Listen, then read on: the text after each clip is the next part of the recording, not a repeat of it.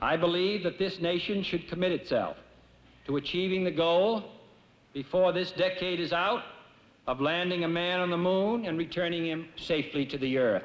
Now, over the carbon black, we apply chromotherm, which consists of colorless crystals and a petroleum base. The solvent evaporates very quickly, and then, as you can see, the colors begin to appear. The warmest areas appear in shades of blue, the next warmest in shades of green, and the cooler areas get down into yellows and reds. This gives us a precise picture of the thermal profile of capillaries, veins, and arteries. Has this technique ever been used before, Dr. Craig? Oh, yes, the last few years, but never very extensively, and never before on astronauts. Dr. Stewart, just what does this do for the physical condition? You mean, what does it show? Well, chromotherm can help us spot areas where the body's fighting infection. It tells us where there may be a restricted flow of blood, and it gives us a graphic picture of the effects of certain drugs. That'll do it, Walt. You can go get yourself cleaned up now. Okay. When the astronauts come back from the mission, we'll make another set of chromotherm pictures to see if being in outer space has had any effect on the skin and subcutaneous blood flow. And this is of great importance in an area of research in which Dr. Stewart is pioneering: the implications of spaceflight on emergency surgical procedures. Yeah, incidentally, you may be interested to know that chromotherm will be taken on the mission. They'll use it on the lunar rocks and the soil to, well, maybe we'll know something that we never knew about the surface of the moon. Walt, could you put the eye protector? Dr. Stewart, how long will the astronauts be here at the Institute? 3 days, but of course they've undergone extensive examinations in Houston. We're kind of rechecking them because nobody's been in outer space, well, anywhere near as long as these men will be. And, well, as you know, this is the last chance to recover the experimental packages which were left previously on the moon, while they're still valid. The mission's very important. So important that the men have been cross-trained to perform each other's jobs if necessary. Thank you, Dr. Stewart. Thank you, Dr. Craig and Dr. Hunter. The latest word from Mission Control is that the launch is expected to be made on schedule. Until then, and during the entire mission, the eyes of the world will be on Emmons, Mackenzie, and Carter. 3 men bound for the moon.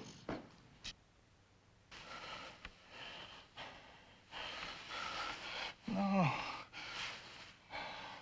No. No. Mike. Mike. No. Mike, it's all right. It's all right. It was just a dream.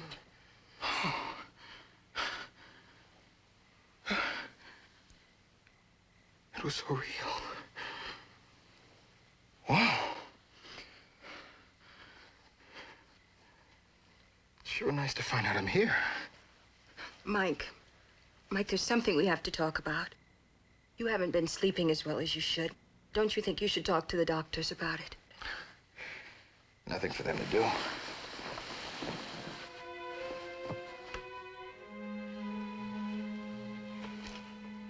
It's that old devil moon. He knows I'm coming up there to walk around on him. And he's put the whammy on me.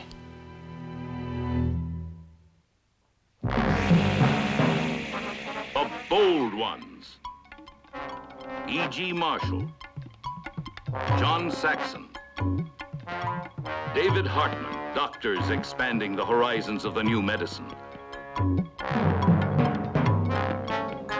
Burl Ives, Joseph Campanella, James Farentino, lawyers defending justice in the nation's courtrooms. Leslie Nielsen, Harry Rhodes, public servants enforcing the laws of a challenging society.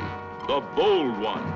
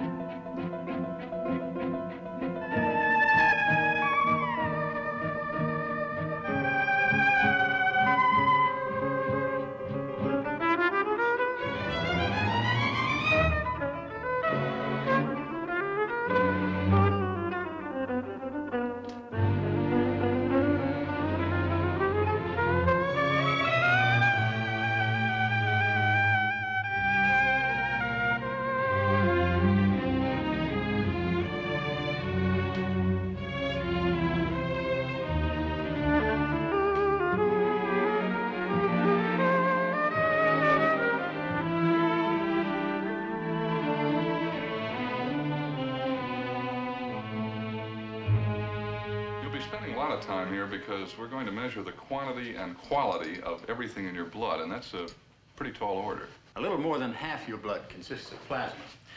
The remainder contains 3 types of elements in suspension. Red corpuscles, which transport oxygen, white corpuscles, which defend the body against infection, and platelets, which assist in the clotting of the blood.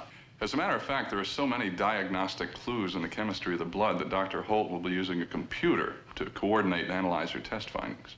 Remind you of anything, Walt? It sure does. The way the moon looks through the optics in outer space, huh? I've just seen pictures, but one thing's for sure, that's beautiful blood you got. It sure is. Dr. Holt, if you can get a copy of that picture, I'd like you to autograph it for me. You're on.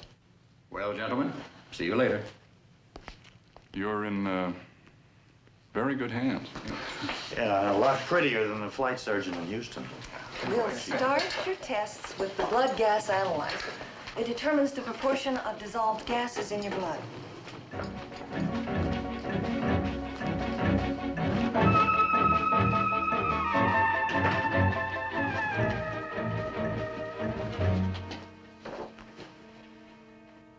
Doctor. Well, hello. I'm Ann Carter, Doctor. Mike's wife. I'm very glad to meet you, Mrs. Carter. I understand from the news broadcast that you're visiting here in town while Mike's with us. Yes, I'll be staying with my folks during the mission. I hope you'll forgive me for coming in here to wait, but I didn't want Mike to see me. Oh? I'll come right to the point, Doctor. No, perhaps at first I should... Had this completely rehearsed. Had it memorized word for word. It runs exactly 1 minute and 10 seconds. I timed it. Now I don't know how to begin. Well, why not begin by explaining why you don't want your husband to know you're here? I don't think Mike should go on this mission, Dr. Hunter. I've come to ask you to see that he gets scrubbed.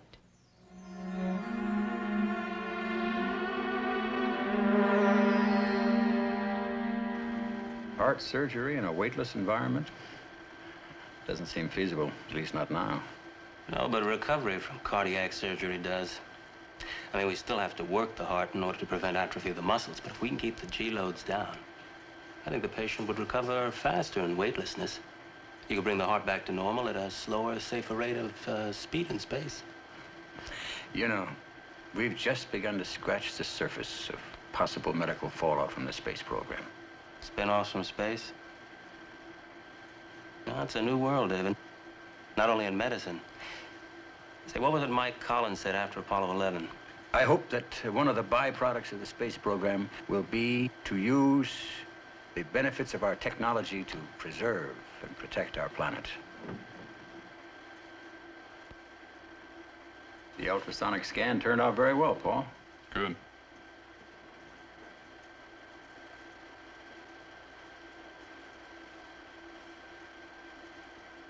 Now, that's what I call a strong heart. Emmons? Hey, how'd you guess? Well, the Houston test showed he had a bit more stamina than the others. That's the kind of heart he'd have. Hey, you guessed wrong. It's Mackenzie. It's kind of hard all 3 of them have. They're really in great shape. Carter isn't, according to his wife.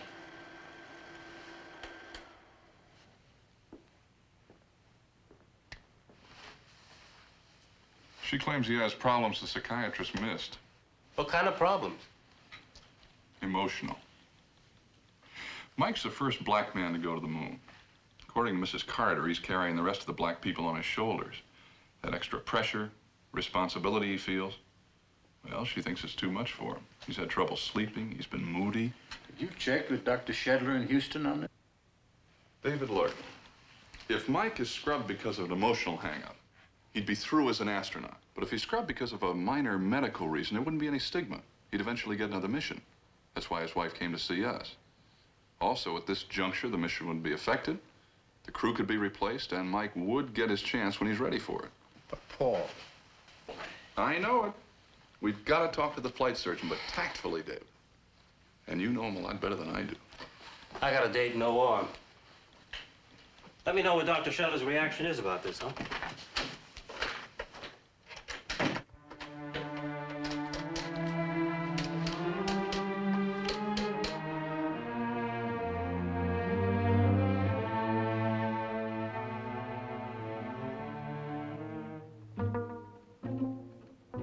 Well, as you know, David, our psychiatrist gave them all the full treatment. Apperception, reaction to the absence of external stimuli, the works. And nobody ever questioned Mike Carter's stability. His wife does, Clay. She didn't want this to get back to you, but of course we had no choice.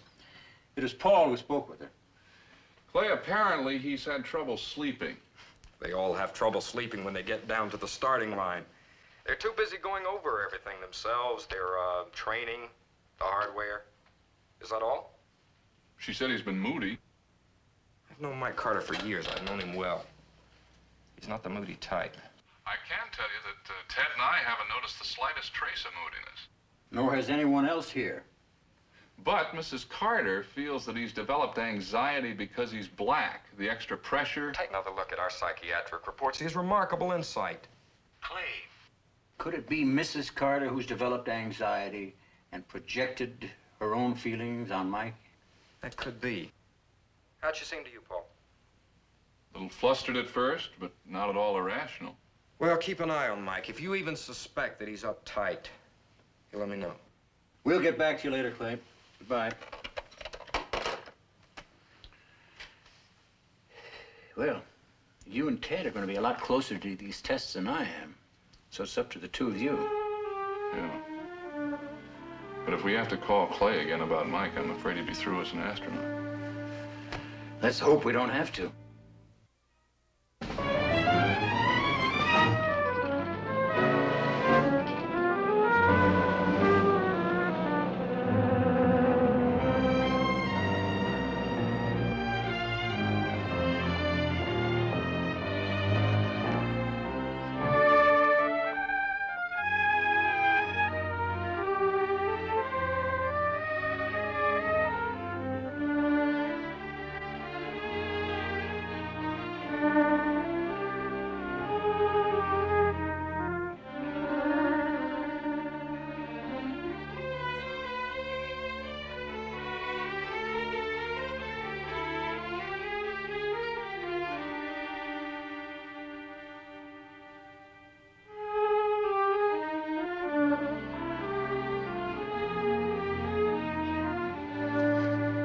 If that guy's uptight, I'd sure like to see him when he's relaxed.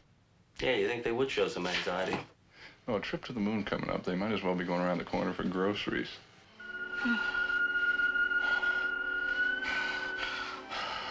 Mike. Mike. It's all right, Mike. Where were you? I was in a little room. Alone. It was so dark, you couldn't see a thing. Somebody came running into the room. He was chasing me. I started running, and then all of a sudden, I froze. I couldn't move.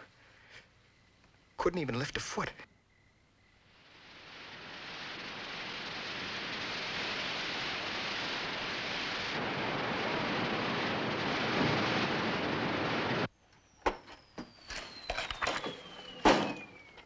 Take a look at the T waves on his EKG. We think we ought to replace the pulmonary valve, too. That would make it a 3-valve job. I agree. Do you have a team in Tulsa that can handle it? We're all set to go. Just wanted your concurrence, David. Fine, Danny. Let us know how you make out. Thanks, David.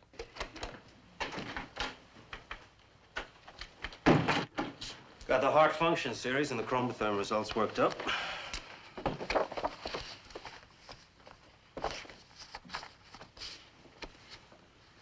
Wow. Beautiful circulation, all three of them.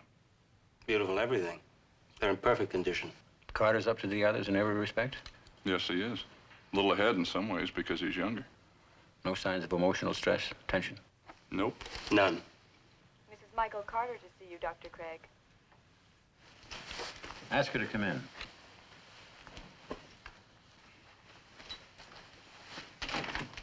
Hello, Mrs. Carter. Dr. Hunter. Sorry for interrupting, Dr. Craig, but when I found out Dr. Hunter was with you, I've been hoping to meet you, Mrs. Carter. Oh, this is Dr. Stewart. He knows about your talk with Dr. Hunter. You can speak freely. How do you do, Mrs. Carter? Does Mike know about our talk? Did you tell him too? No, I didn't. But we decided we did have to tell Dr. Shedler. I see. He's an old friend. It's on a very informal basis. I want you to sit down, Mrs. Carter. Thank you. Dr. Craig, last night Mike woke up in a cold sweat. He was terrified. Come in. Well. Oh. Walt Emmons said he thought he saw you coming in here.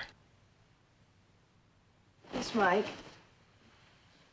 What's this all about, Dr. Craig? Just getting acquainted. Mind if I join you? Not at all. Just sit down.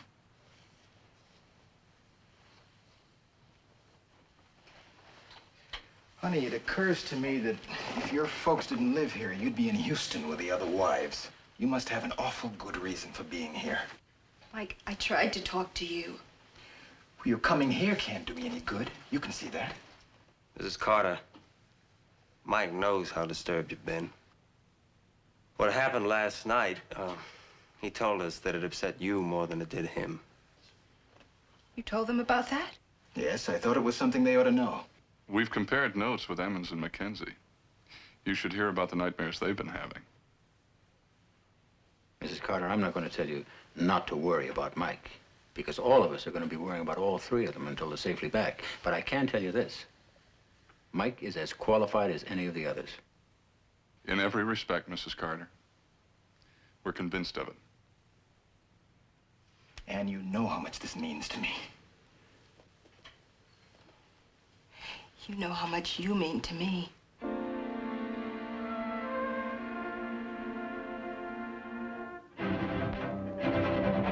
Ignition sequence start. Engines running. Liftoff. We have liftoff. 23 minutes past the hour.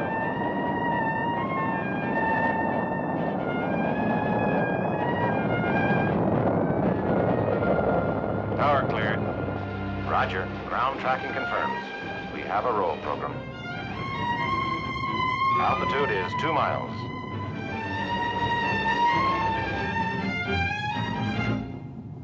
Staging.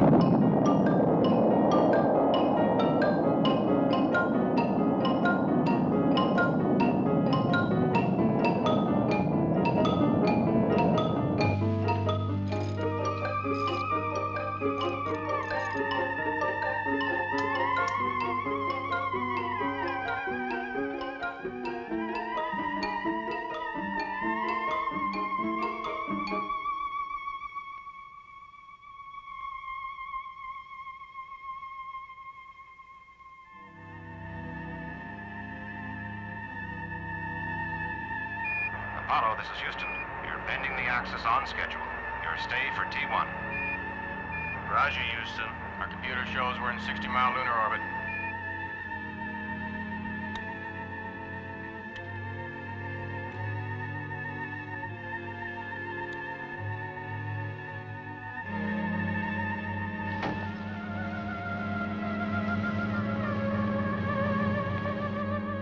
And now, 4 days into the mission, everything is still going smoothly. There will be 2 more days of lunar orbiting to allow the Earth tracking stations to pinpoint the precise orbit prior to separation and landing operations. And then comes the most critical phase when Walt Emmons and Mike Carter land on the moon in the lunar module, while Ed Mackenzie continues orbiting in the spacecraft. The 3 astronauts are now in excellent condition after a quick recovery from what appeared to be a touch of the flu. A constant check on their health is being made at the Craig Institute as well as Mission Control. Electrodes What have I and missed? sensors attached to the Nothing. astronauts gather information which The live broadcast from the spacecraft will be on soon, though. Electrocardiograms are monitored at regular intervals as well as the heart rate and respiratory rate. These visual diagnostic checks or readouts are available at all times except when the spacecraft goes behind the moon and loses line-of-sight transmission to Earth. During those periods, approximately 45 minutes in each orbit, no communications of any sort are possible. Mission Control reports, we have again acquired the signal and we will now have a live broadcast from the spacecraft.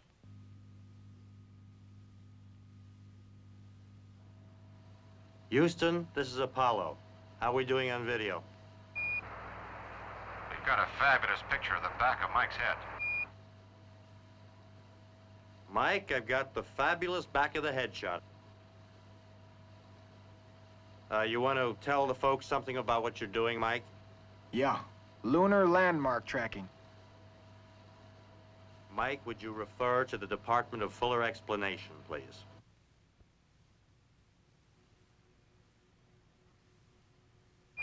These are the optics.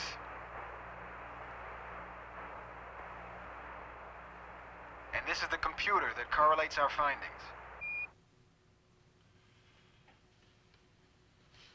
Mike was grinning and making jokes yesterday. He's tightened up today, Ted. Maybe some physical discomfort from the antibiotics. I've got a plane to catch. A consultation at Lorraine Clinic. See you tomorrow. If you want something, Ed, why don't you ring for the stewardess? This is sheer luxury compared to that Mercury flight. That Mercury is so small, we didn't fly it, we wore it. Well, they haven't tightened up, have they? They have the antibiotics, too.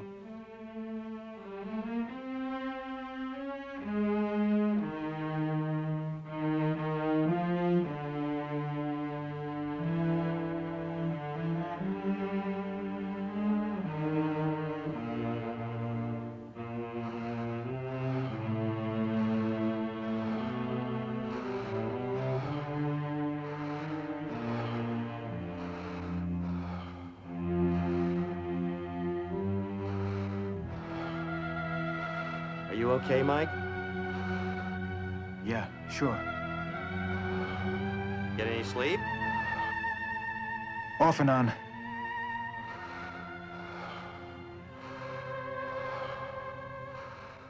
I tell you, I'm okay. Yeah, well, I better check with the surgeon.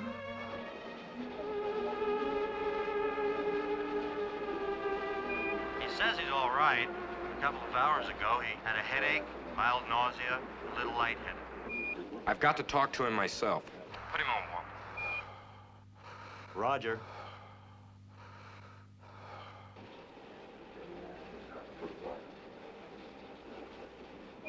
I'm all right, Doc. Very mild nausea and lightheadedness.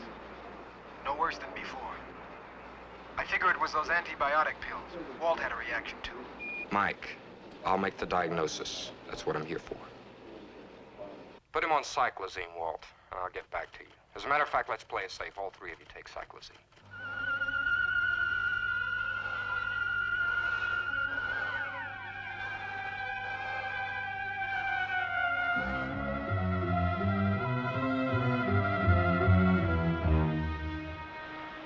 Good morning. In place of the live broadcast from the spaceship scheduled for this time, we will show highlights from previous broadcast. The reason for this is that one of the astronauts, Mike Carter, is feeling slightly below par. Mission Control has given an overriding priority to this development. Though Dr. Clay Shedler, the flight surgeon, feels there is no need for concern at this time. Did he respond to the cyclazine? Seemed to be taking effect. Then they went back at the moon and we lost contact. That was about 40 minutes ago. You still think it was the antibiotics? What else could it be? Everything else looked okay except the pulse, and that was just a shade below his normal. I just heard about Mike on TV. Is it serious? Not at all, according to last reports. If it is serious, Doctor, I'd like to know, please. Mild nausea and headache, nothing more. And the nausea started subsiding an hour ago. Can I wait here? I want to be as close to Mike as I can. Sure. They're patching us in so we can get on a direct line to the spacecraft if necessary. Apollo, this is Houston. It's still badly garbled, Ed. Try again and give us video, too. Houston, this is Apollo. Don't wait for video. We have an emergency. Do you read me? We have an emergency. Roger, Apollo. Mike seemed okay, so he and Walt suited up and checked out the limb. Mike was back getting out of his spacesuit when we lost contact with Walt. Walt had passed out in the limb. We got him, but he's still out.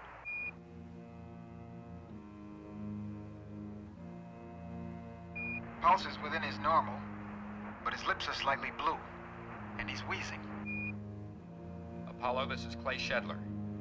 Keep giving him oxygen under pressure. We'll get back to you. Roger.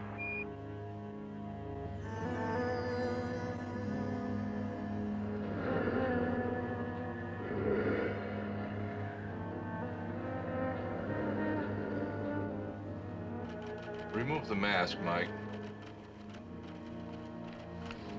Now, pull up on his eyelid again. Up as far as you can. That's it.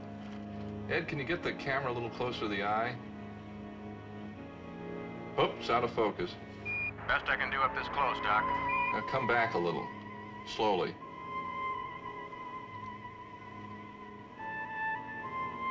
Oop, hold it there. Put him back on the mask. We've got to keep him well ventilated. Roger. Peggy, anything coming in to give us a clue? Not a thing. No change on the EKG. Heart rate's the same. Let me take a look at that last computer printout.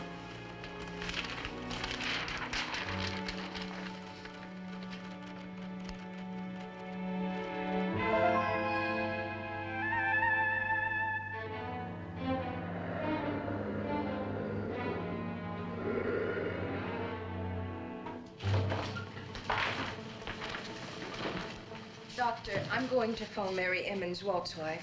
What can I tell her? Tell her, well, we're doing everything we can, and so's Mike. You don't think it's too much for him? The strain, the uncertainty. Mrs. Carter, Mike's doing just great. Excuse me, will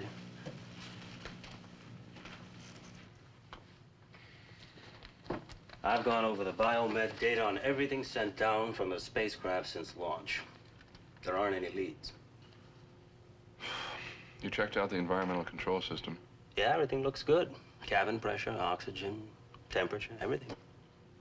Ted, did you compare his last EKG with the ones made when he was here? Yeah, no change. Craig, this is Houston.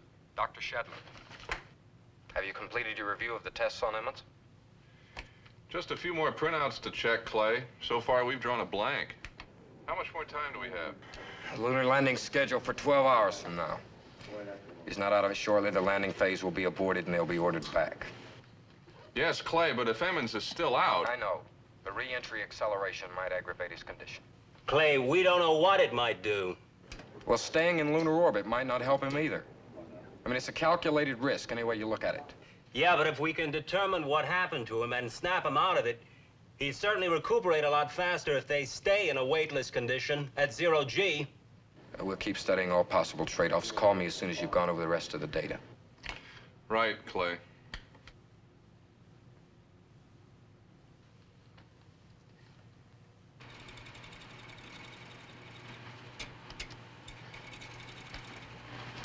You know, I still think it was the cyclazine. It might have triggered some unknown allergic reaction. Peggy studied every chemical that got into his blood. Everything he ate, everything he breathed. I don't know. Or maybe it was a sequence that did it. You may be right. You know, somewhere along the line, it might have been a combination and a response that went haywire. We have got to have a blood sample. Yeah, but the patient is 240,000 miles away. And they don't have the equipment. But we have it. And since we can't get Walt Emmons' blood, then we'll just have to get it from someone who has the same blood type and then modify it to approximate Walt's present blood chemistry. I'll check out potential candidates. Wait a minute, Peg. Walt Edmonds' blood type and mine are the same. Let's go to work.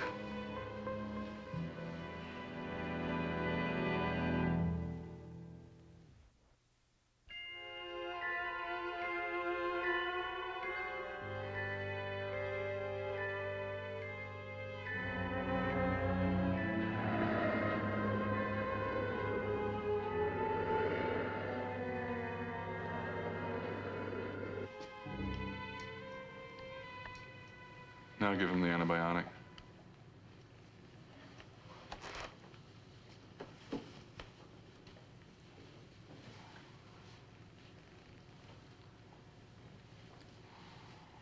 Now the cyclazine, Peggy. 6 drops per minute. I heard about Emmons on the cab radio and got the first plane back. The answer has to be in Emmons' blood chemistry. So we're doctoring mine up to approximate his. We're giving him every substance Emmons has ingested since he's been in the spacecraft. In sequence. Over how long a period of time? 10 hours. Everything Emmons ate, all medication. He's been ingesting one thing or another 24 hours a day for several days. You're trying to cram all that into 10 hours? It could kill you. We eliminated unreactive elements. Cut the recipe down to 47 items. Computer's giving us the right time adjustment, David. We're watching the EEG and the EKG very closely, David. I'm okay. Just a little headache and a mild nausea, that's all. Just like Emmons. What if he goes out like Emmons and you still haven't come up with the answer?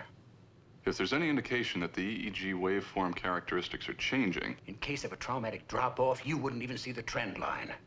It'd be like an on and off switch. Ted. Well, what do we do if Mike and Ed go out like Emmons? Well, under the circumstances, I suppose this is the only course you could have taken. But why did you have to be the guinea pig? Because my blood type matches Emmons. And there's so little time, David, less than 4 hours. I thought I might speed up the process by interpreting these symptoms subjectively. How many of those items has he had? 31. I want the EEG printout and the blood chemistry analysis on any change, no matter how small.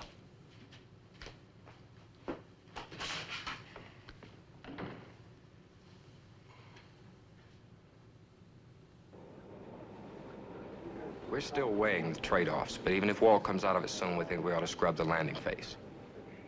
Scrub the landing phase? Why? I mean, if Walt's okay, why can't we complete the mission? Am I getting through? I asked the question. If Walt's okay, why can't we go ahead? We'll let you know as soon as we come to a final decision. You said you were weighing all trade-offs. I thought you might want my opinion. We will want it, Mike, but not yet.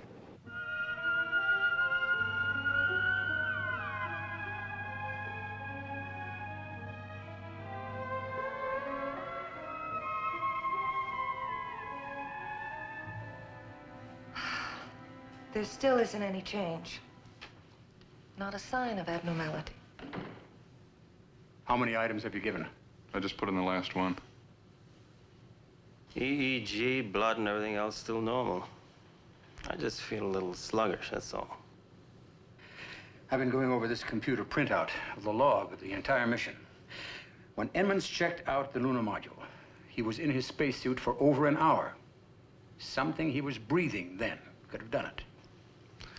Yeah, but Mike was in the LEM suit loop, too, and he wasn't affected. He returned to the command module first, didn't he? Yeah? It had to be something extremely toxic and insidious to affect Walt in those few minutes after Mike left him in the LEM. Oxygen. Maybe it was contaminated. I suppose Walt could have ingested too much hydrogen gas from the water produced by the fuel cell.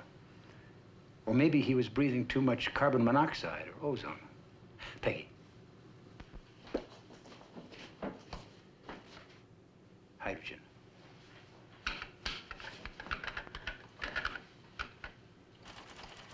Hydrogen. No overt reaction. Carbon monoxide.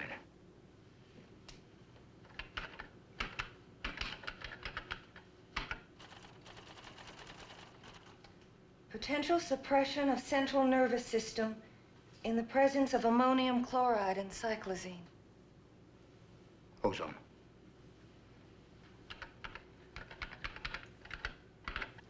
Ozone.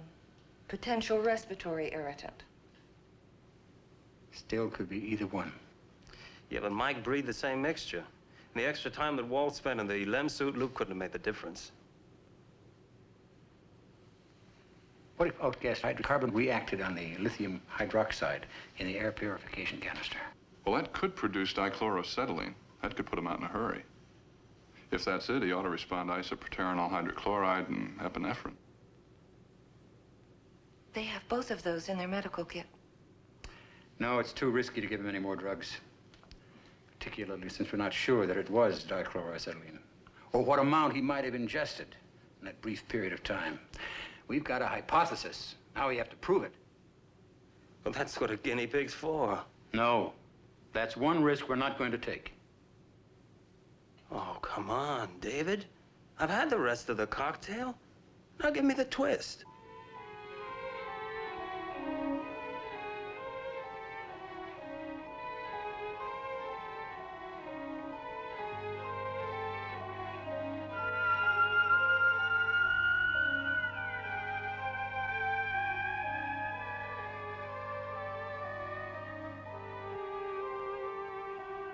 right, Peggy. Now inject just a small amount into the air purification canister.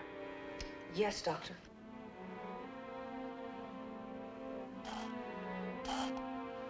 All set with the antidote, Paul?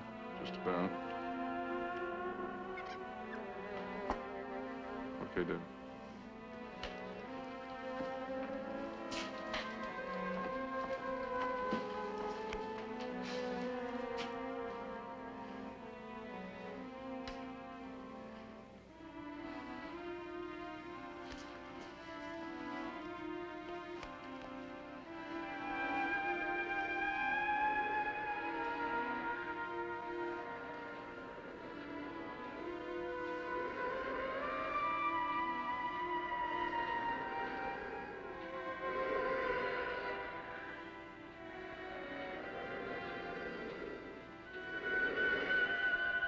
Looks like our hunch was right.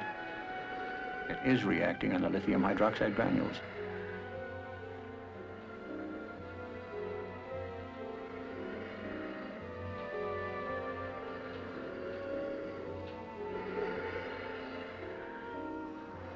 That's it. Remove the mask. Ready with the oxygen, David.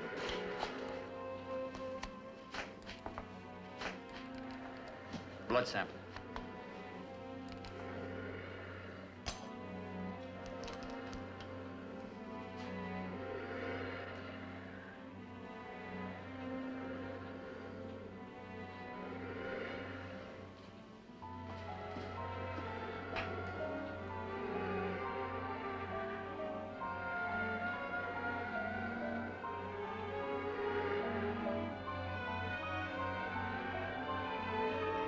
Dr. Craig? Paul? Those platelets and red cells. The antidote. No doubt about it now. It was the dichloroacetylene.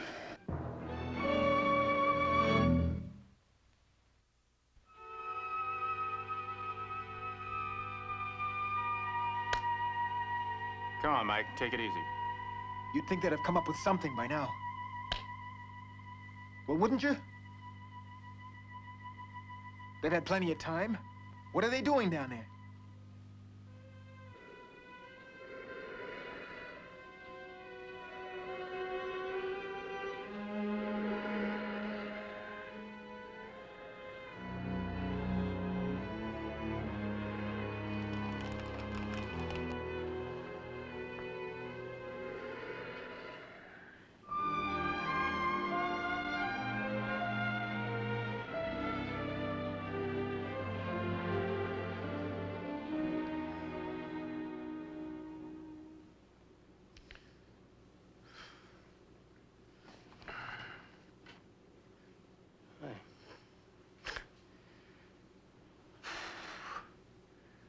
Okay.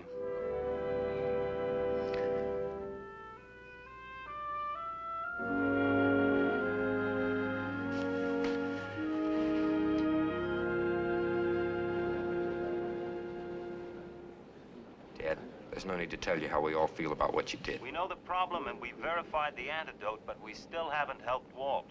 About the antidote, Clay. We just got the final computer evaluations in. There's a slight change in the optimum proportions. I'm gonna let you people talk direct to the astronauts. Incidentally, they've been trained to give injection by needle or subcutaneous injector pad. Take your pick. Houston, Houston. Do you read me? Loud and clear, Mike.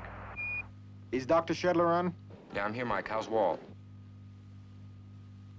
I think you'd better see for yourself. Isn't there something we can give him? I'm gonna turn you over to Dr. Craig, Mike.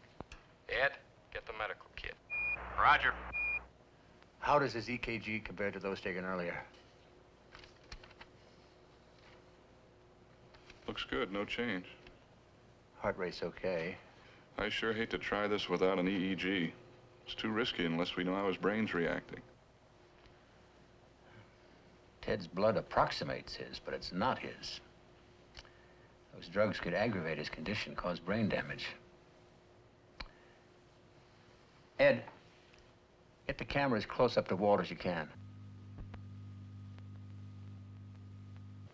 We just can't without an EEG. In his condition... There isn't much of an alternative, though, is there? If they bring him back, we can't be sure he could take the acceleration of re-entry. There's one alternative, chromotherm. They've got some with them. Clay, did you hear that? Chromotherm, what do you think? Well, of course, it wouldn't be nearly as definitive as a good EEG.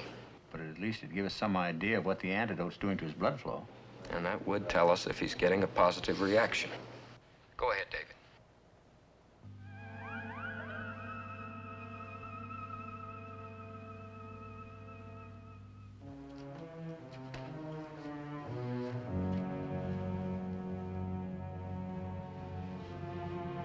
Let it set, then apply the chromotherm.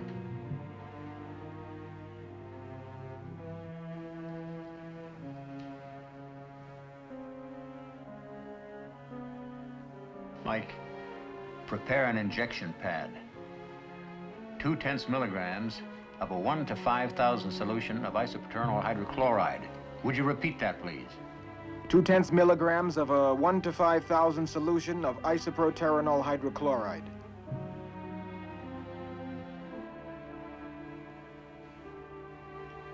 Ready with the antidote, Mike? Roger.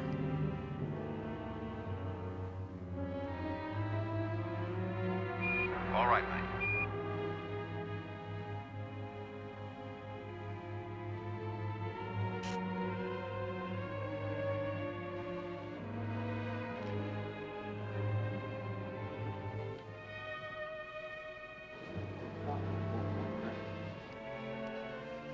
The facial region should have changed color by now. There might be some kind of blockage. EKG and heart rate's okay. His respiration is still erratic. Mike, tilt his chin up and squirt the epinephrine mist into his mouth the next 3 times he inhales. Roger.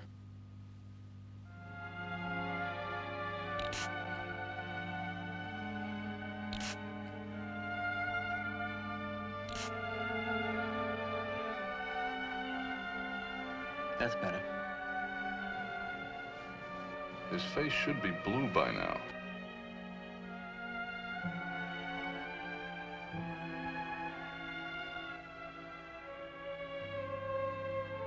There it is. Ed, can you get a good shot of Walt's hands? Roger.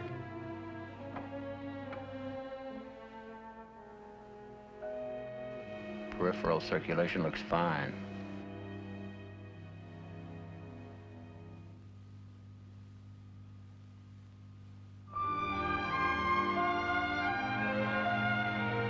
Your boy's looking good, Clay.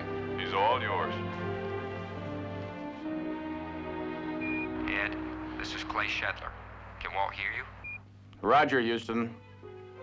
Walt, you read me? I can hear you. Guess I went out, huh? Hey, this doesn't mean the rest of the mission will be scrubbed, does it? Second check. Hello, Houston, Apollo. Walt's okay now. He wants to know if the mission is going to be scrubbed.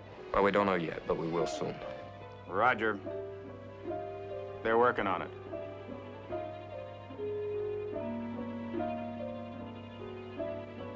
I have a feeling one of the trade-offs they're studying is Mike Carter. He hung in there like a veteran, David. He may have saved Walt's life.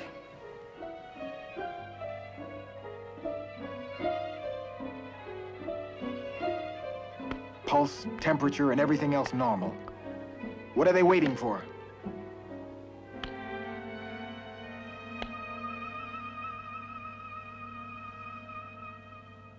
I talked to Walt Emmons' wife. She wants you to know how grateful she is for what you did, the chance you took. I'm glad it worked out. Just hope it works out for Mike. You saw how upset he was. So did Mission Control. Under the circumstances, I think almost anybody'd be upset. Mrs. Carter, I think the only thing that upset Mike is the possibility that the mission might be aborted. Craig, this is Houston, Dr. Shedler. I haven't had a chance to tell you yet, David. The problem in the limb was a fluorinated hydrocarbon in a purification canister. Can it be corrected? It already has been. Mike put in a fresh canister. I assume you still feel that Walt will recuperate faster if he stays in lunar orbit? Yes, we do. All right, that settles it. Apollo, this is Houston. The jury's back. I'm sorry about this, Walt, but we're gonna have to change the lineup. Since Ed has his EVA suit on board and he's checked out too, he goes in for you. You stay in the command module. It's Ed and Mike for separation landing at EVA. You got it? Yeah, I got it, but I don't like it. You get your chance. Ed, do you copy? Roger, Houston. Sorry Walt had to be bumped. You really look sorry. Mike? Roger. We go for separation, landing, and EVA.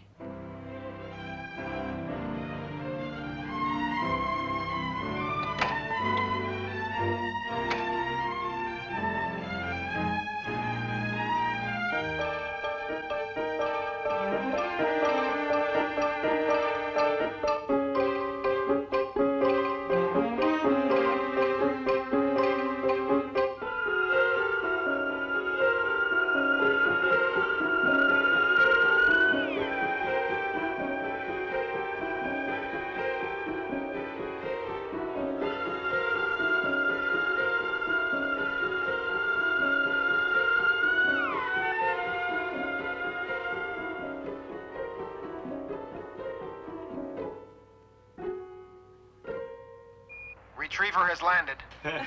Go!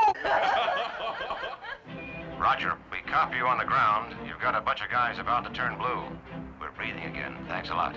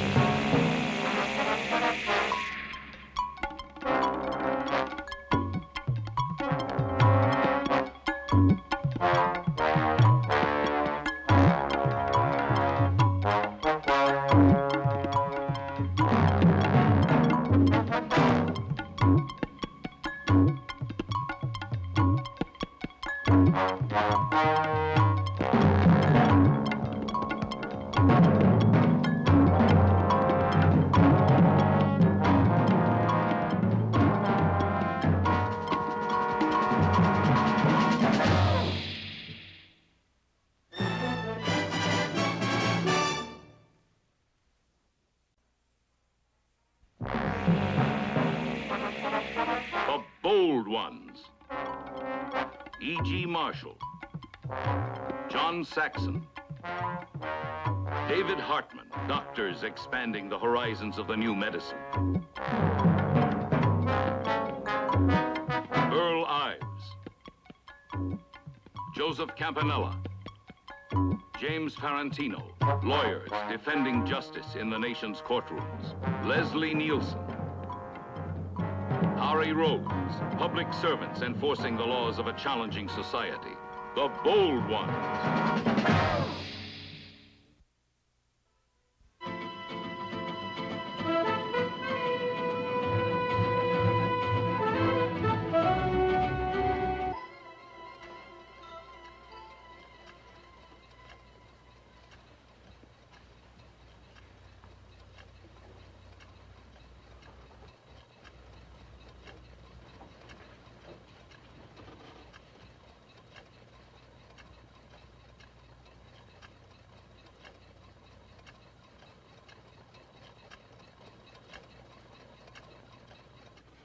Plan. Very good. We've completed opening. Are you showing the heart now? As I'm sure that you can see on your television screen, the patient has a very advanced coronary thrombosis. Here, over the muscle of the heart, we have the white exudate. We have the area of inflammation below. Now, this should show up very clearly on the tube.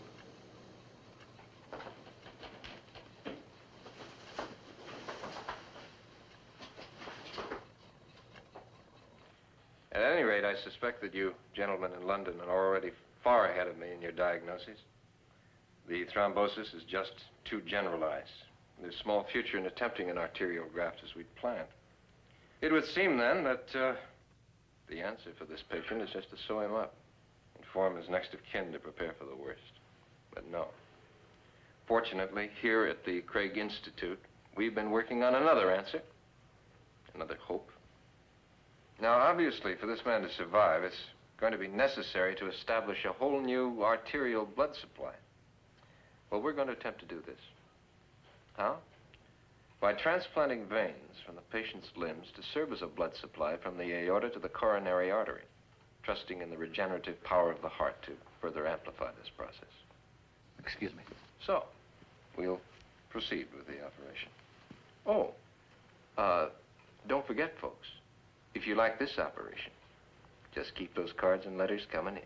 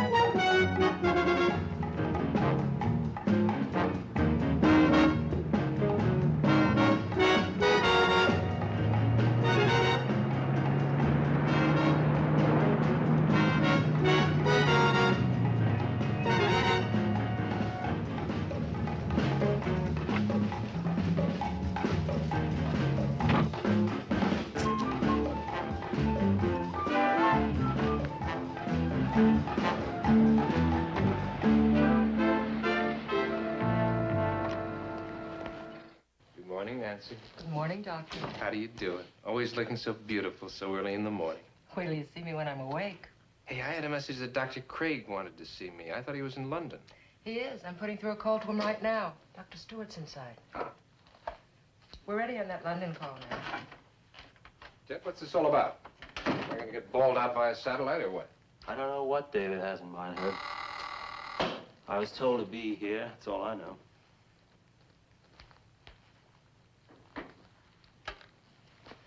Ted, Herb, you both on? Right here, David. Good morning, David. Or is it afternoon there? 4 p.m. And how's the weather? Very much like home. Oh, smoggy, huh? Gentlemen, I thought we should have an exchange of views on that operation Herb performed yesterday on the closed circuit. Yes, what kind of rating did our little show get with the medical convention over there? You were very big. I'll be surprised if your fan letters don't create a problem in the mailroom. That crack about cards and letters. I was afraid you wouldn't like that. Look, I don't care what my surgeons say in the operating room. If it keeps you loose, that's the idea. Right. However, I'd like to hear your explanation for using the vein transplant procedure. You were getting a good picture there in London? Excellent. Then you could see why I did it. I couldn't stick to the script. I hope you're not confusing an operating theater with a sound stage simply because we moved a television camera in there. My understanding has been that this operation was not ready. Am I correct, Ted? What's your thinking? You're right, David. It isn't. I was trying to save a man's life. I did save it. He's still with us. That doesn't change my opinion. We're not ready for vein transplants and coronary artery surgery. And you know it. You two settle this matter between you. Keep me advised.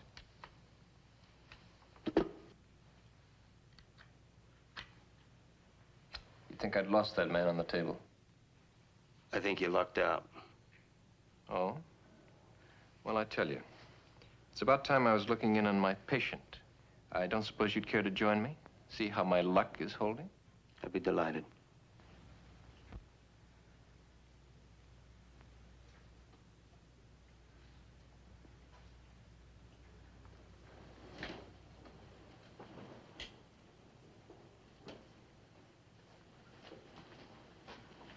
Kathy, I've got great news for you. You just won a color television set. Thanks. Just what these tired eyes need. How's the vein transplant doing?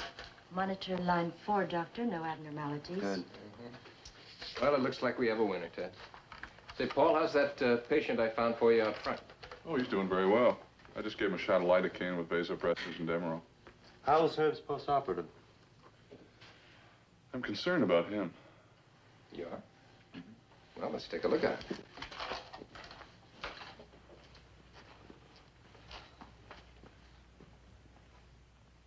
Good morning, Lester. I want you to meet our boss surgeon, Dr. Stewart. Mr. Reese, you're doing very well according to your charts. Keep it up. We're counting on you to make us all famous, Lester. Seriously, though, I'm proud of you.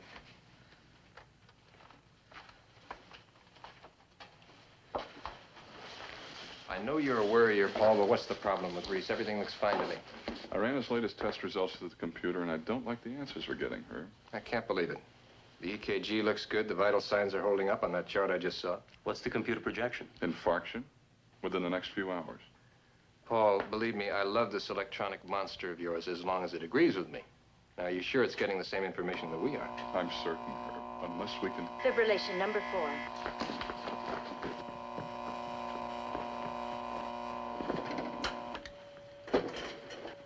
Okay, let's get the board under him.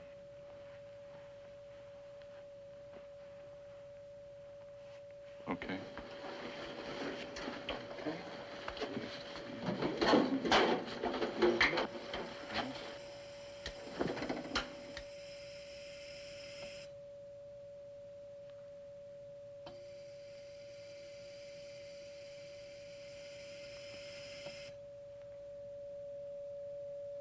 All right, stand clear. Give me 200.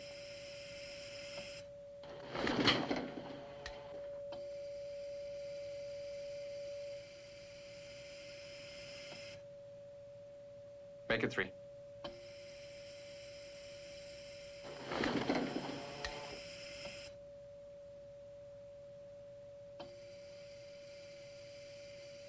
$400.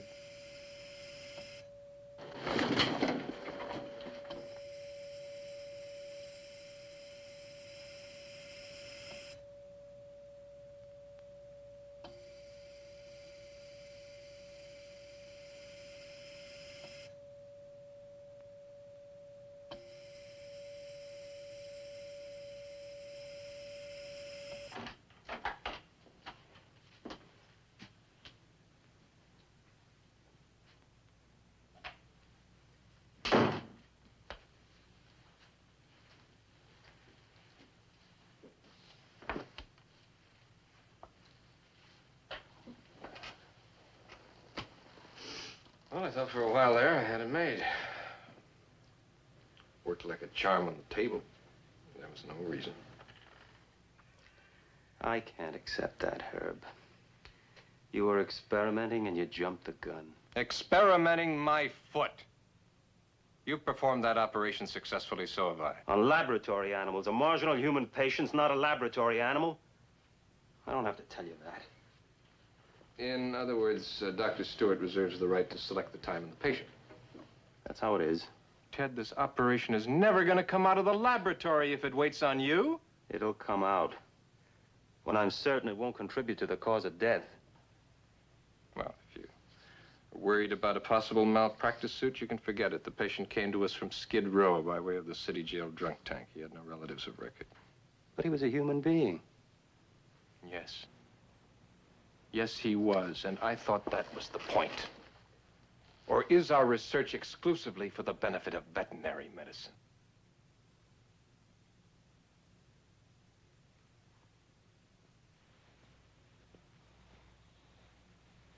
Dr. Stewart, do you want my resignation? No, Herb. But you insist upon calling all the plays from the bench? Only the key ones. I'm sorry, Ted. That's not my style of game. I'll have my personal stuff out of here just as soon as possible.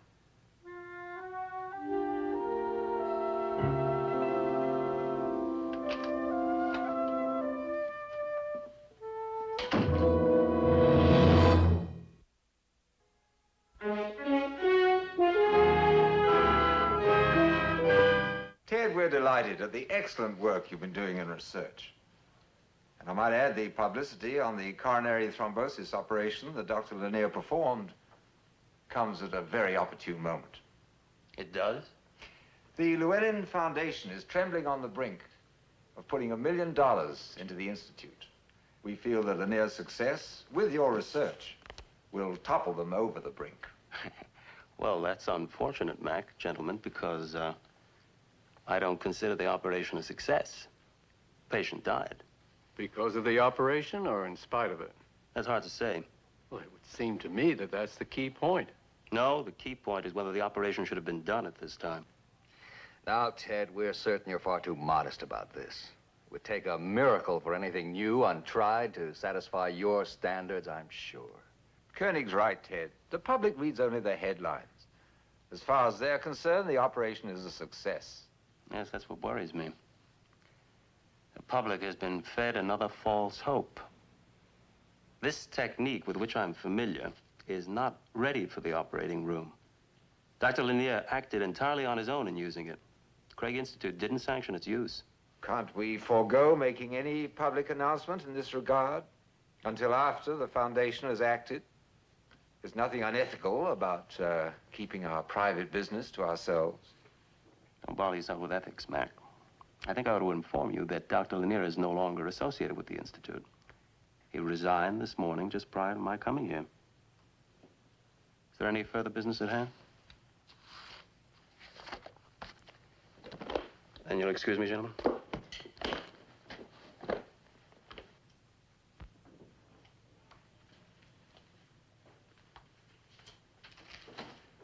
Hi. Hi. Hey, that didn't take long. Short, but not sweet. What happened? Well, how'd they take the news of Herb's resignation? Or didn't you tell him? Oh, I told them. And it put quite a damper on the meeting, since it may blow $1 million grant we're in the running for. Oh, boy. That's what our trustees intimated to me very strongly. Because Herb got all that publicity in the paper this morning? Who wrote that article, and how did he get hold of it? Larry Kelly wrote it. And how do you think he got a hold of it?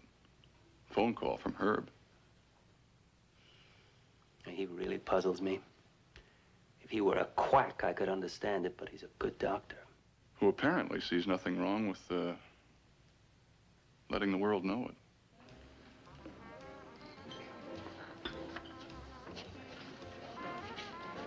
Anyway, I'm happy to give you this exclusive, Larry. I start at Doctor's Hospital tomorrow morning, and I might add it's going to be like a breath of fresh air, being the chief of the surgical staff there. You weren't happy at Craig Institute? Oh, I don't mean to say that. No. No, the years that I spent working with Ted Stewart were perhaps the most gratifying of my life. And I don't need to tell you that David Craig is a giant in our profession. However, I'm sure you understand that when you work under a giant, there are times when you feel that you're standing in a shadow. How do you feel about this move, Mrs. Lanier? I'm very proud of my husband, but then I always was. Ah, that's spoken like a true wife. Not to cast a pall on this happy occasion, but I understand you lost the star of your televised operation. Through no fault of the operation. You still believe in that surgical procedure? More than ever. While it's true the patient died shortly after the operation, Dr. Herbert Lanier stated, his general physical condition was the determining factor.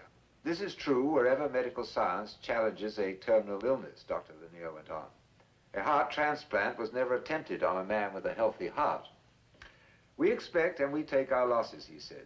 Medically, scientifically, Stewart's research into coronary thrombosis surgical procedure is entirely sound.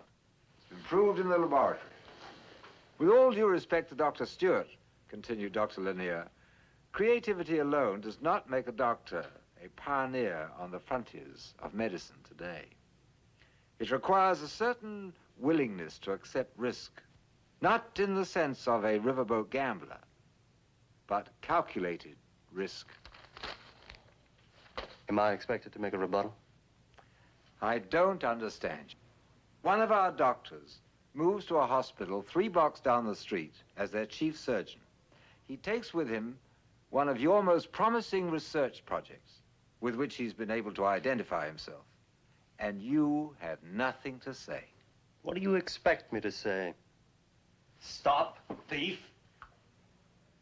Herb Lanier is not a charlatan. He's one of the best surgeons in the country today. I just happen not to agree with his judgment in this case. But he is stealing from you, Ted, from the Institute. Mac, medical research is not a commodity. If the results prove valid, it's a gain for medicine. There's no such thing as stealing. It's there for all doctors to use. Well, the Llewellyn Foundation isn't going to look at it that way. If Lanier is the first to use your surgical procedure... Yeah, I forgot. The $1 million, that's what it's all about. Well, they don't come along every day. Neither does a human life. Heaven's sakes, Ted, we're not asking you to do anything that would deliberately endanger a man's life. We're simply suggesting that you could be a little more flexible. I'd like to show you gentlemen something. Maybe it will help you understand my position in this matter, make it a little more clear.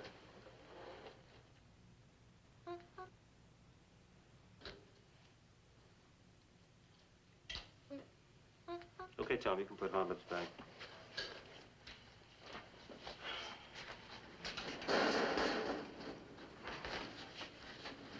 Here, Hot Lips. Enjoy it.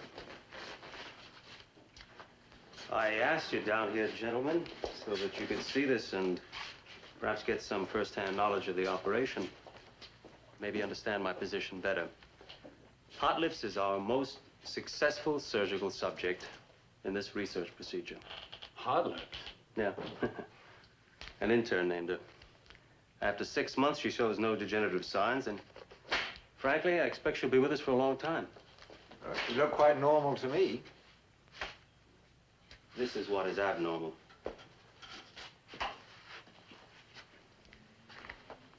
What you're about to see is a stop-motion playback of the X-ray examination you watched before.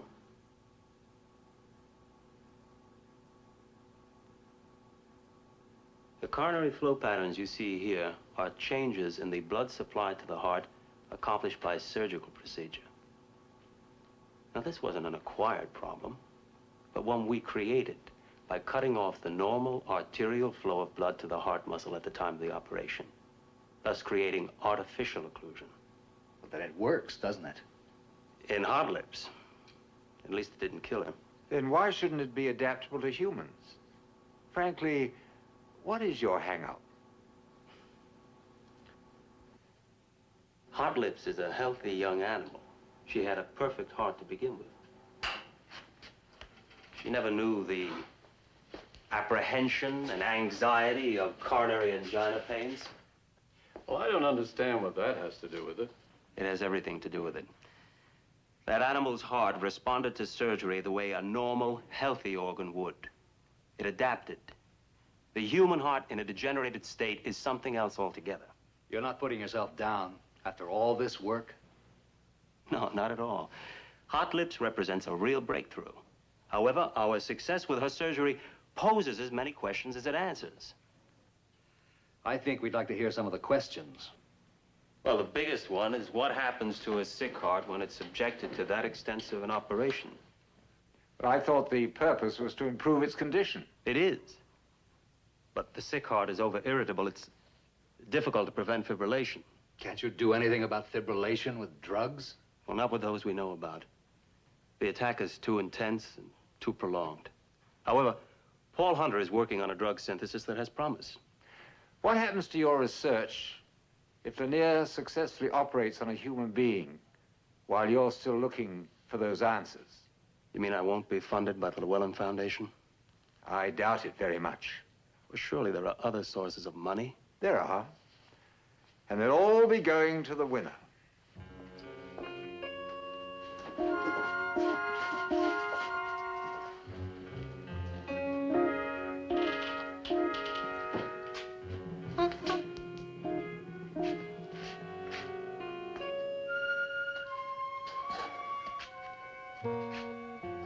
I agree with you, Hot Lips.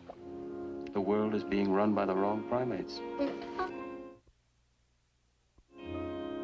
Yes, sir.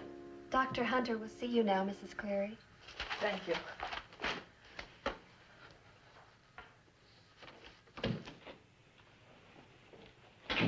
Mrs. Cleary, it's nice to meet you. Won't you sit down? Thank you, Doctor.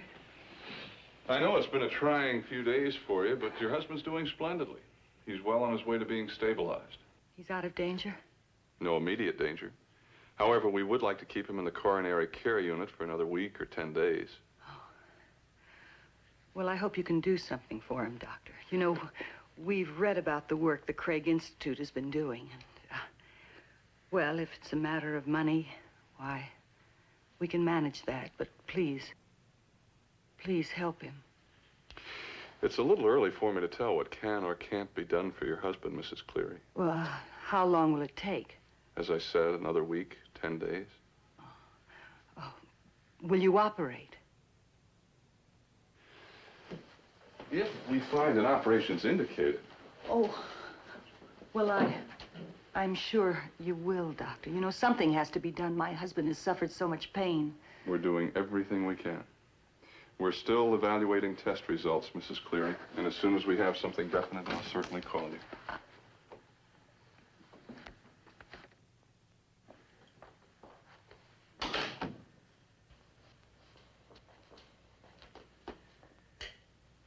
That's a good position, Floyd.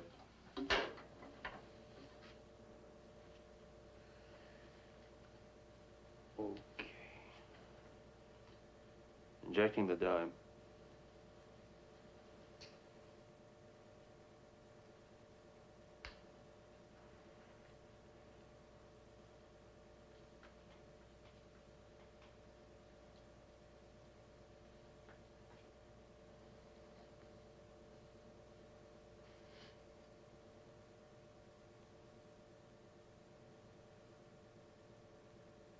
Got enough, Paul? Good for me. Okay, Floyd.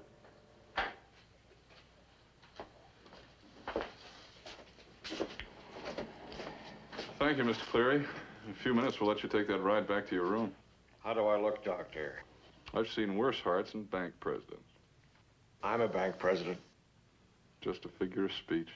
Yeah, and you're gonna have to go on being a bank president for a while, Mr. Cleary. Harold, will you do me a favor and close up for me?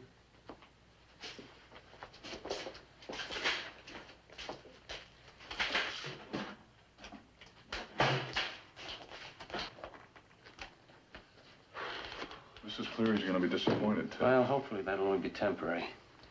You know, this man would make a perfect subject for arterial rerouting. If you could only come up with the right stabilizing drug. I can't promise when that'll be. Well, fortunately, this patient can hold on medication for at least a couple of years. By then you'll have something.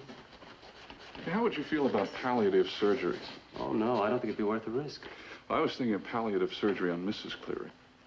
Well, she's been pushing pretty hard for this operation. She's not going to like her decision. Oh, fine. I can't believe it. Tom is really coming home. Nevertheless, it's true, Mrs. Cleary.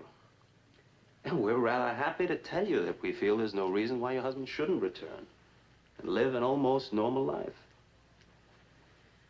Yes, but I've lived with this man. His complaining. His pain.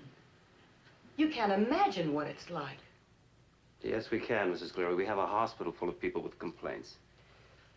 Look, the point is your husband does have a very definite coronary thrombosis. And this is a painful condition. However, in our judgment, he's a long way from terminal. But what about corrective surgery? I have read in the newspapers that the Craig Institute has developed a whole new technique that would relieve Tom's pain. Now, that's what I'm after. I understand, Mrs. Cleary. And I'm sorry to disappoint you. But the newspaper stories simply exaggerated the facts. So what you're saying is that you refuse my husband the chance to live like a normal man. Well, that's what it amounts to. Mrs. Cleary, we want your husband to live, period. When we feel the operation you're speaking of is possible, we'll certainly be in touch with you. But the operation has been performed. I read about it. A Dr. Lanier. I remember his name, Dr. Herbert Lanier. Look, what if, why can't I talk to him? Why can't I get his opinion? Well, you can, Mrs. Cleary. Dr. Lanier is at Doctor's Hospital. That's just 3 blocks down the street. Thank you, Doctor. Excuse me. I am certainly going to have a talk with him.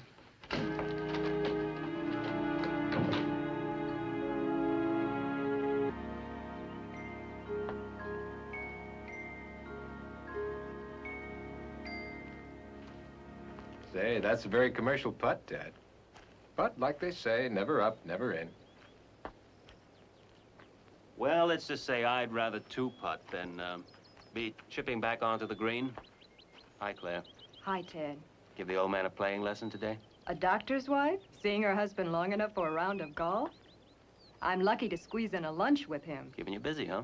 Ted, I'm fielding more challenges in a day than I knew existed. Well, good for you. You won't drop any. Honey, would you mind going in and getting a table for us? I want to talk to Ted for a moment. Of course. See you later, Ted. Bye, Claire. I hope you weren't upset by that story that I gave Kelly. Should I be? Well, you know, Larry went a little overboard. Our differences aren't that acute, I'm sure. Yeah, Larry's got to keep his readers. I'm glad you feel that way. Incidentally, I understand that we're in a pretty tight race for this Llewellyn Fund grant. Oh, I don't see how it can be tight. I'm not running very fast. Could we make a deal? If I should happen to beat you out in the stretch, I'd like to recommend to my board that they split it with the Institute. I don't see why you should, Herb. Ah, come on, Ted. Let's not be romantic.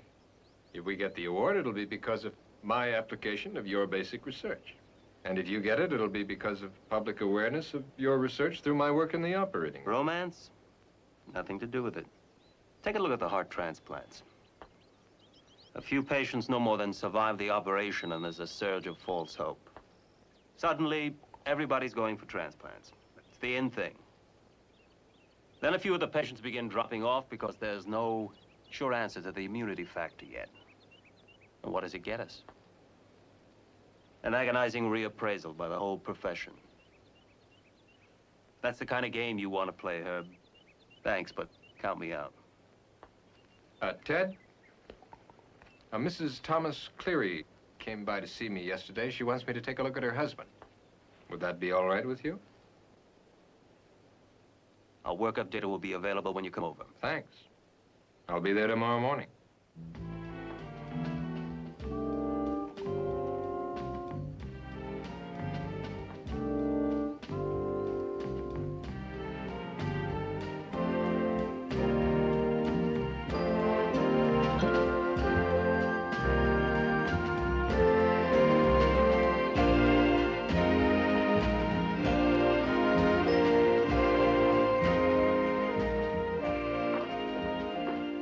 Good morning, John. Good morning, Doctor. I'm supposed to see a patient named Thomas Cleary. You wouldn't happen to know his room number, would you? 401. You do it every time. Mr. McBain.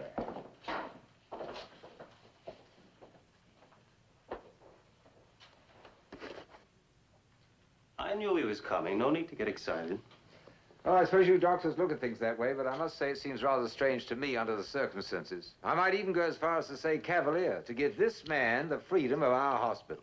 Herb Lanier is a fully accredited member of the medical profession. He's got his own hospital. Why does he have to come over here? Because the patient he wishes to examine is here. You mean he's examining one of your patients? That's correct. The wife of the patient requested it, so I thought it would be easier on the patient to have Lanier come here than to transfer the patient to Doctor's Hospital. This patient, he wouldn't by any chance be a coronary thrombosis? He is. And is there a possibility that Lanier might want to operate on him? I suppose so. I would try to discourage it. Ted, I think you're handing him the Llewellyn grant on a platter. Mac, I don't give a damn what you think. Oh, thank you.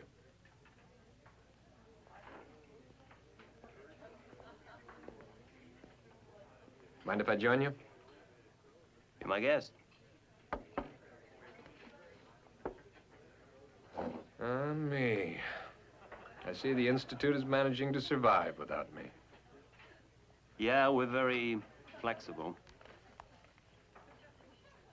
Thomas Cleary. How do you rate him, Ted? Fairly sound, everything considered. Didn't you read my workup? Oh, yes, I just finished it. That's how I interpret it. In fact, I think I'll operate. Don't do it, Herb. Is that a request or a warning? I'm asking you to wait, that's all. You think I'd go ahead with this if I didn't believe it was safe? Your belief is not enough. Cleary's my patient now, Ted. His wife came begging me to operate. Cleary himself said that being dead couldn't be any worse than what he's going through. You believe everything about my research, except my conclusion. Well, what's wrong with believing that, too? I don't think your conclusion is right. Oh, come on, Ted, we're both guessing. Neither one of us knows for sure. I know that I'd never operate if I didn't have some means of stabilizing the patient's heart for the full recovery period. Oh, fine. Now, when's that going to be? Paul Hunter's close to an answer right now, but I can't pinpoint it for Well, you. even if he's right on target, how long is it going to be before you're ready to test the drug? What, a year, 2 years? It'll have to be stabilized. And by the time that you're satisfied you have the answer, Cleary could be dead. After he recovers from this attack, Cleary can be maintained on medication for longer than it'll take to work up the drug. And every day that he's maintained, he becomes a poorer candidate for this operation. I'm not so sure about I it. am. We lost the patient from Skid Row, largely because his condition was so advanced. Now, Cleary is an ideal subject. The sooner the better. That's my reading. What happens if you lose him? Well, what if he dies of cardiac infarction without the operation? There are no guarantees. I guess we're right back where we started. Ted. I'd like permission to use one of your operating rooms. You know, spare Cleary the strain of moving him over to doctors. One will be available and staffed. Thank you. And if you'd care to scrub with me? I can't imagine any reason why I would. How does Cleary's life grab you as a reason? Apparently it grabs me more than it does you.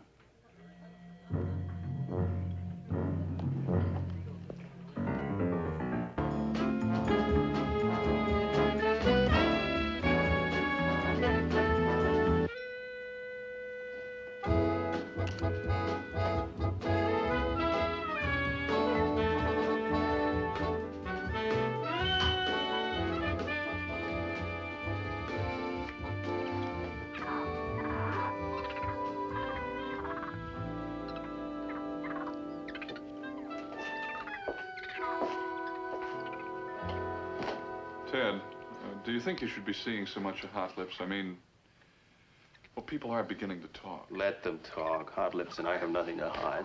Right, Hot Lips? Hey, Bill, put Hot Lips to bed. Oh, seriously, Ted, it's after 2 o'clock. I know what time it is. It's even later than that for me. What's that supposed to mean? Now, I spent the evening reviewing our research. Checked Hot Lips out again and went over the videotapes. Want to be absolutely certain I'm not overlooking any element that might swing the balance to Lanier's view. That the operation is ready without any stabilizing drug. I even considered McBain's pitch. That progress is the big thing. It's better to have tried and failed than never to have tried at all. Couldn't sell myself. That may work in advertising, but this is life and death we're talking about.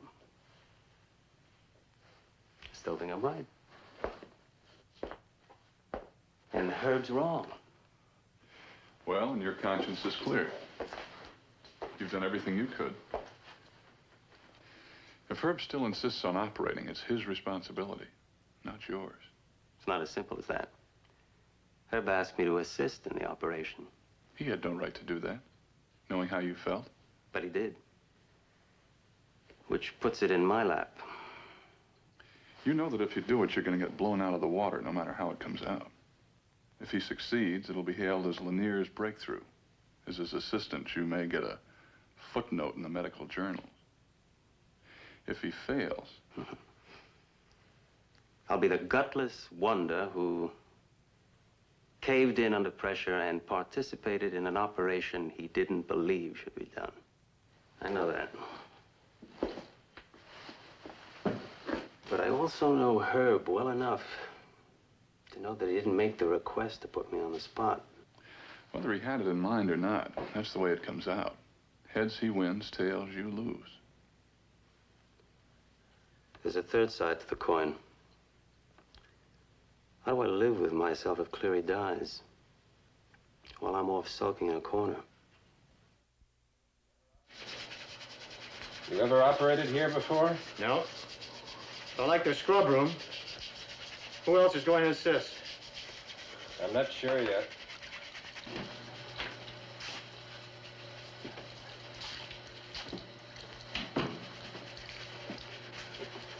Room for one more? I'm right here. Well, I'm glad to see you, Ted. Very glad. I think you know Dr. Adams. He's been assisting me over at Doctor's. Okay. And I don't have to brief you on the operation. This one's going to be straight down the middle. The Stewart method, without linear innovation. Would you prepare the veins for implant while I'm making the opening? Of course.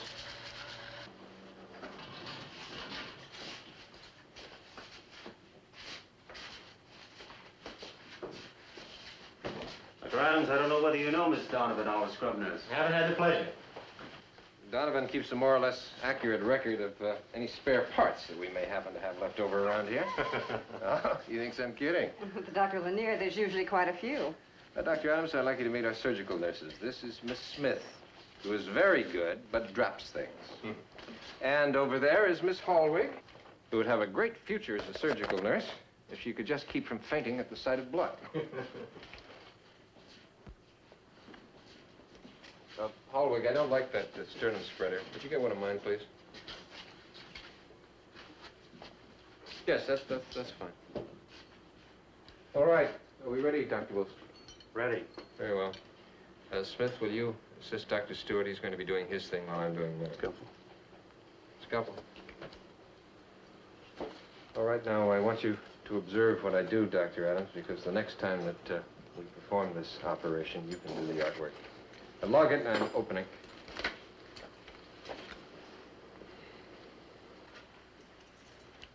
Now, this is what we're going to do, Dr. Adams. The heart has a sponge-like network of vessels, as you know. You see in this area. Below and beyond that's being strangled by the thrombosis.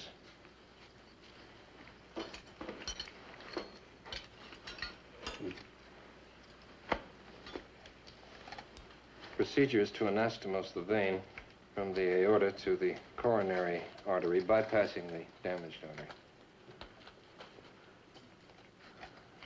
And after we join the veins, we suture them to the arterial blood supply, and we should be in business.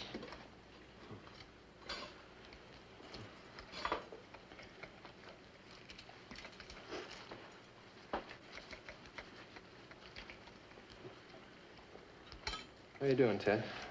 Is that vein section ready yet? Right here. Easy, easy, easy. Got it.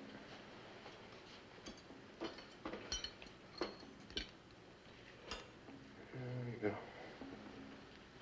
go. Uh-oh.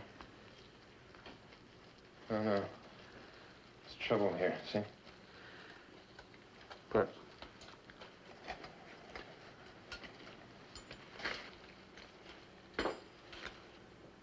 You better hold up, Herb. Give his heart a chance to settle down. Right. Everybody stand easy for a minute. Dr. Wilson, let's see the heart channels only.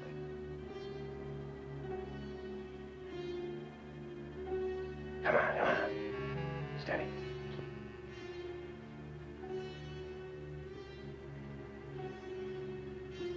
Pete? Yes? Put him on the pump. Okay, we're on.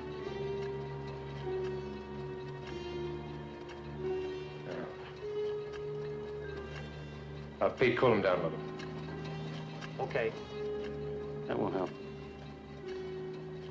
Yeah, all right. Forget that.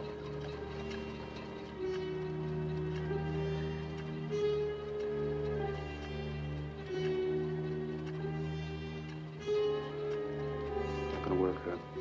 You've said that before.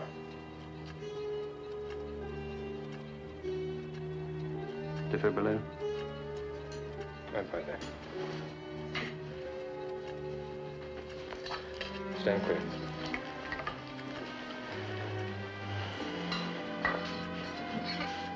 All right. Give me 15.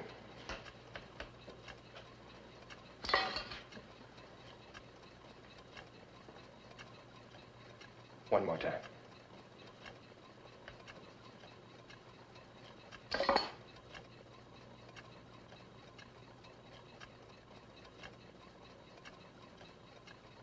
Hey.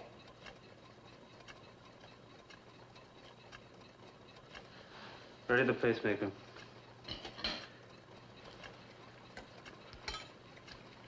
Hurry it up. Let's get that pacemaker in here. Pacemaker ready and prepared. Go ahead. It's okay. Be my guest.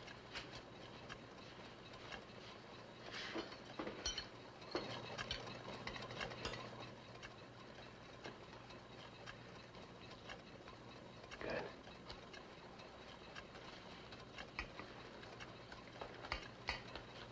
Pacemaker in and activated. Yes. Well, we're out of those trees, but we're still in the woods. No, I think that a vein may have clotted, you know. Afraid I'm gonna have to agree with you, Ted. You can never stand this operation. Tell you what we'll do. We'll back out what we've done up until now and sew him up, okay? He's your patient. Well, now, wait a minute. What do you mean? You'd stay with the operation if he were your patient? No. But I think he should have more than a scar to show his friends. Attempt a minimal palliative operation. Increase the blood supply to the heart muscle. If we're successful, then maybe we can try a vein transplant. When it's right.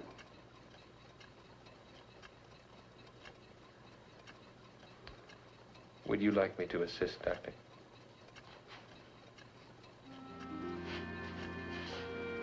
Scalpel.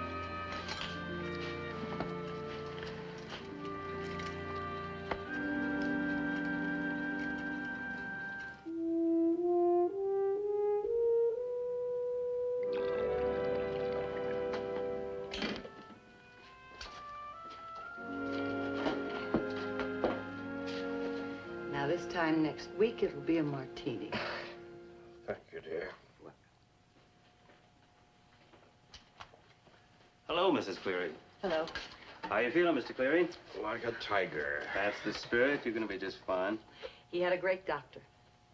I can buy that. Well, the doctor had a great patient. You hang in there, Tiger. We'll see you this evening. Goodbye. Hey, what is this? I thought they'd been told that you took over the operation. Oh, I guess it slipped my mind. Ted, look, modesty is fine up to a point, but you carry it to Who's ridiculous. modest? Now that you're back on the staff, you'll have to handle Mrs. Cleary when she starts asking how soon the stabilizing drug's ready. I underestimated you. Always thinking.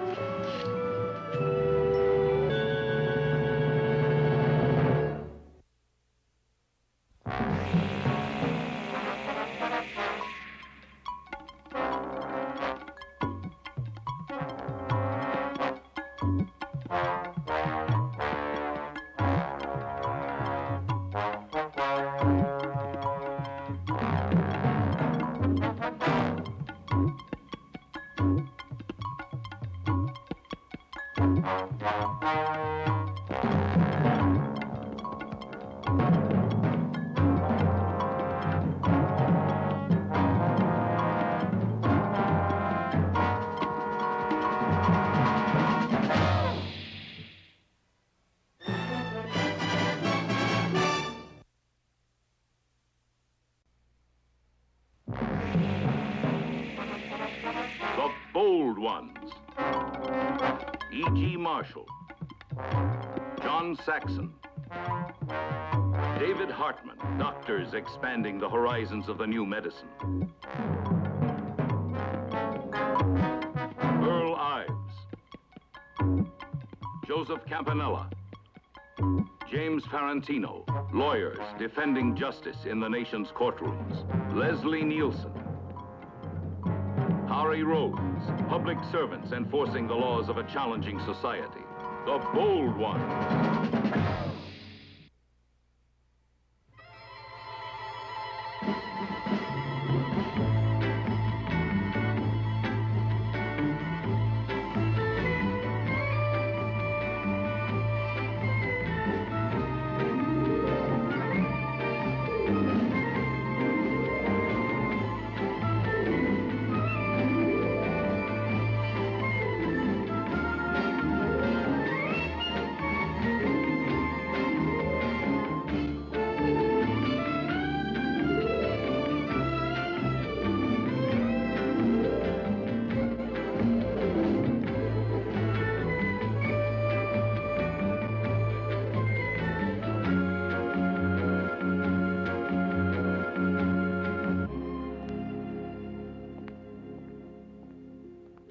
Paisan. How you doing? Okay. How you doing? Terrible. I got this pain. Why don't you see a doctor, Doctor?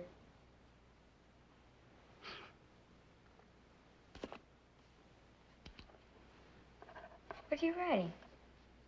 A letter to my girl, do you mind? Very funny. I know how to spell stereotaxic, Dr. Stewart. I'm impressed. Who told you? I called the hospital library and said I was Dr. Stewart, and I didn't know how to spell stereotaxic. Thank you very much. You're welcome. How soon are you going to stick those things in my head? The electrodes? Pretty soon.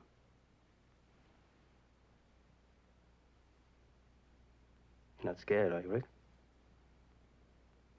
Not too much. See you, Paisan.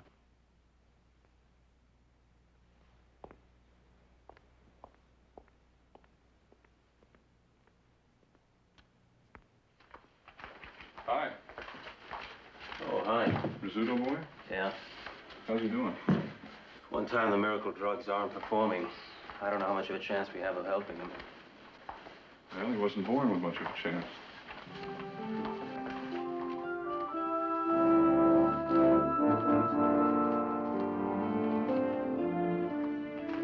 Some defects can already be detected in the cells of the fetus, and treatments have been devised to correct or modify the effects of certain abnormal genes. But in most cases, at this point, the amniocentesis procedure can only relieve prospective parents' fears or confirm them. Its ultimate value lies in the future, in the ability of science to not only detect defects in the unborn child, but to correct them in the womb. There's much work being done in the field of genetic research, both here at the Institute and elsewhere. But so far, the importance of genetic counseling is relatively unrecognized.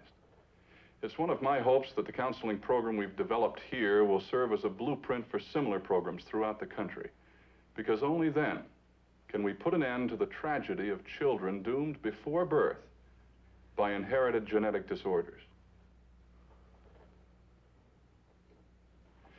Well, in our next session, we'll discuss the 50 or so recessive gene defects, including one type of muscular dystrophy and PKU. There are notes available on the amniocentesis procedure for your perusal. That'll be all for today. Thank you very much.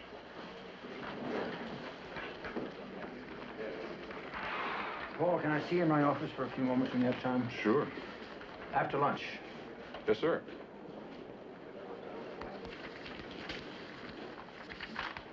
What was that all about? No, you got me. Hey, I think you were really getting through to them today.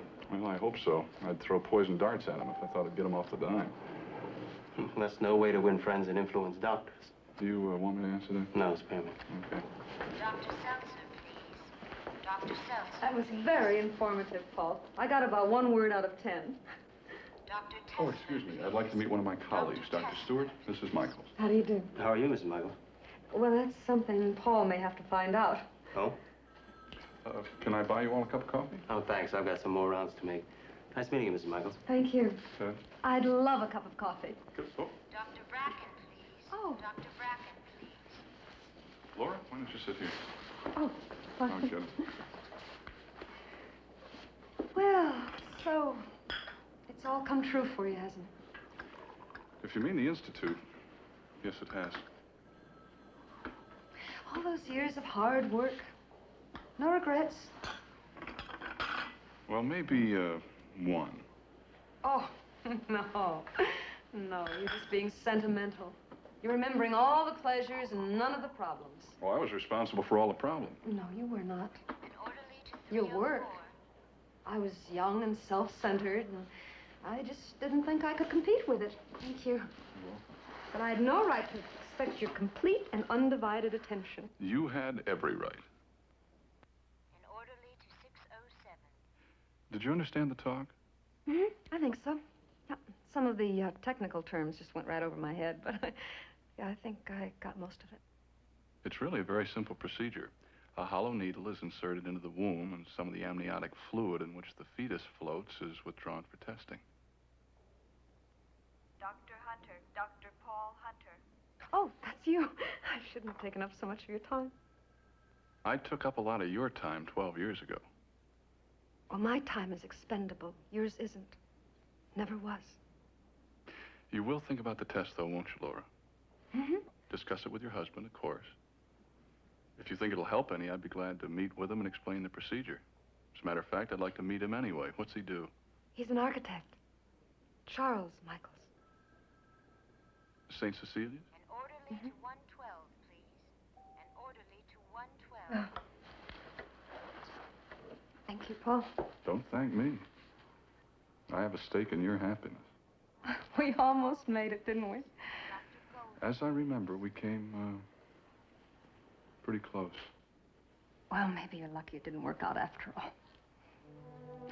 Thank you. Bye.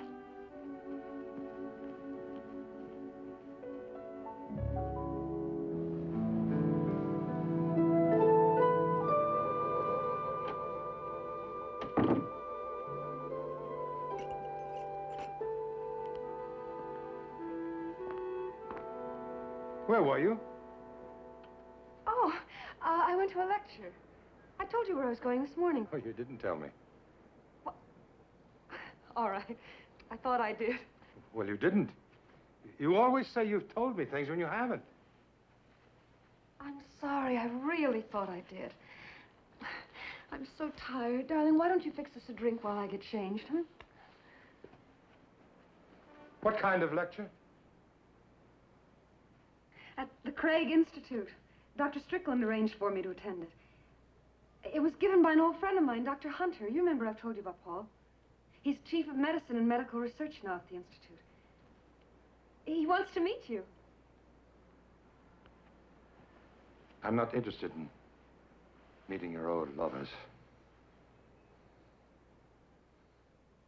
Charles.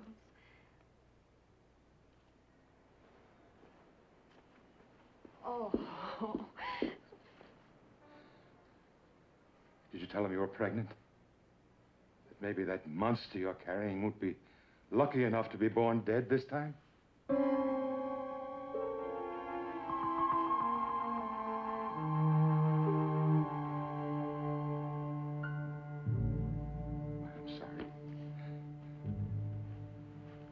I'm sorry, Laura. Please.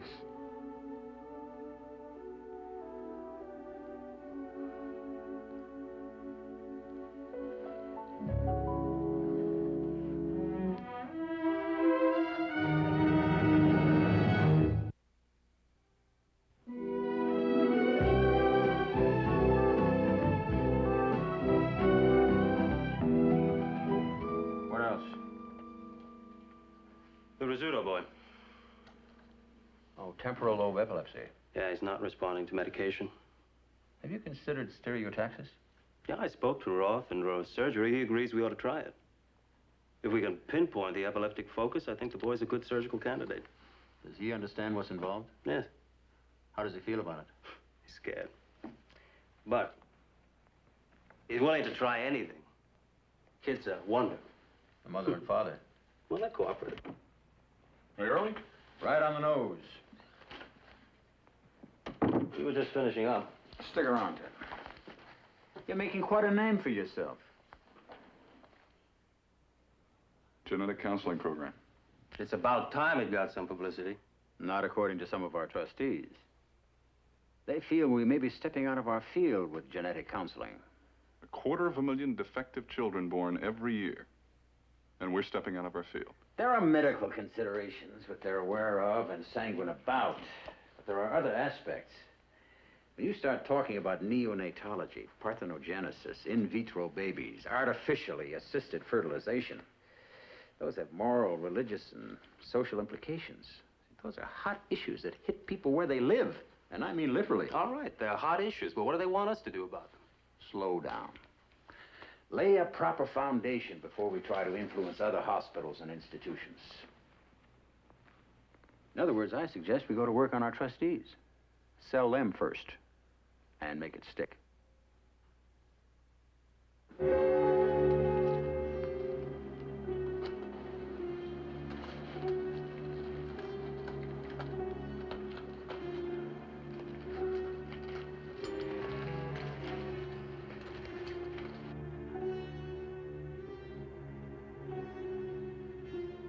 Dr. Roth is conducting a stereotaxic procedure on a patient with temporal lobe epilepsy.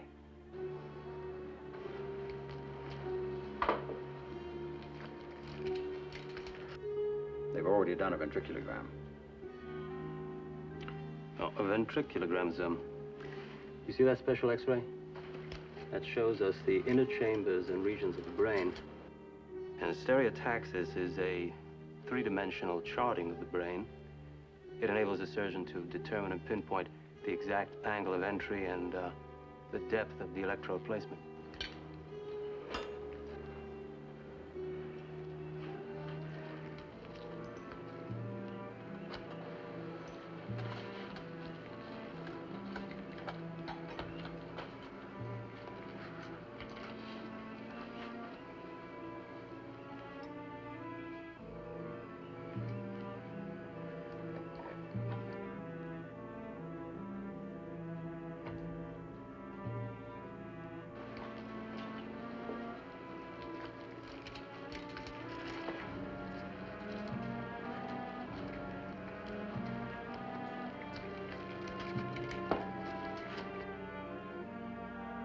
They're attaching the electrodes now, see? Subsequent depth recordings will localize the site of abnormal discharges while the patient is having a seizure. Yes, if this procedure is successful, the condition can be alleviated through surgery. Recording will commence tomorrow, won't it, Doctor? Yes, after the patient recovers from the anesthetic.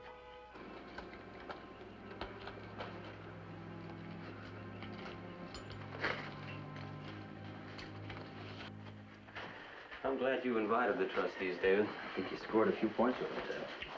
Yeah, but the real issue is not what we can do in surgery. It's that Mrs. Rizzuto is talking about having another child. There can be many reasons for a damaged child. The mother may have been exposed to rubella or German measles and not even been aware. Also, there could have been an enzyme deficiency. You wonder why anyone takes a chance of having a child at all. Actually, the odds are overwhelmingly in favor of a healthy child. We wouldn't be worrying about the population explosion now if they weren't. And there's been a great deal of progress since Laura's last pregnancy. I don't know how much she's told you about amniocentesis. Oh, I even drew a picture. Charles said it looked like a Picasso. I can see how it would. Well, these tests may very well prove your fears to be groundless. And the fears usually are groundless. And, if they're not? Well, we try to treat the problem. Well, suppose it doesn't work. Oh, I think that comes under the heading of crossing your bridges before you come to them. Dr. Strickland has Laura's medical history, of course, but I'd like to have yours in case you decide to go ahead with the amniocentesis. Well, what's it got to do with me? It was just a routine procedure. Charles Michaels. Any middle name? No. Age? 38. Any serious illness? Any incidents of diabetes or epilepsy in your family? No. I don't know. My parents died when I was a boy.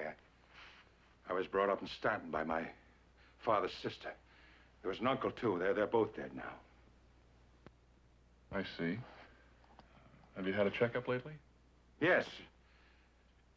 2 months ago. Oh, no. No, it was more like 2 years ago, wasn't it? Don't you remember? It was when you took out that policy. Why do you always correct me? You always think you know everything, and you don't.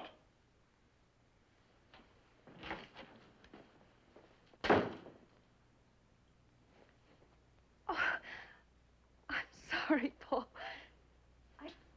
He's just been very nervous ever since he found out about the baby.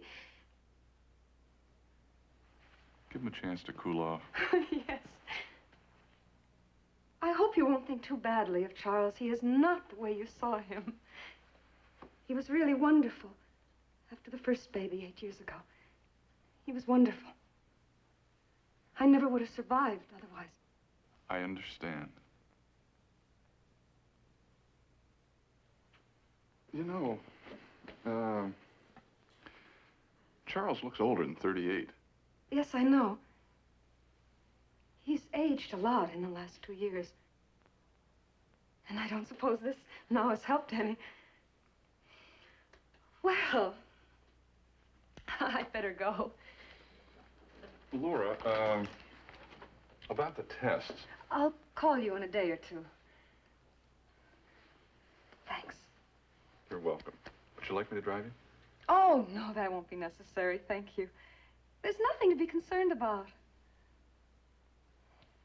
Bye. Bye.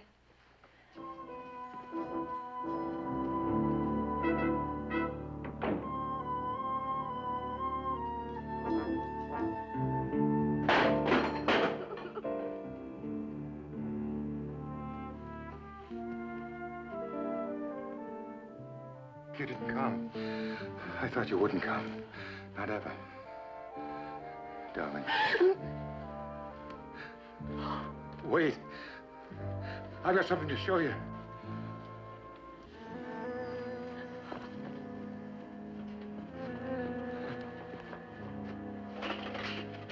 Laura, look what I've got for the baby.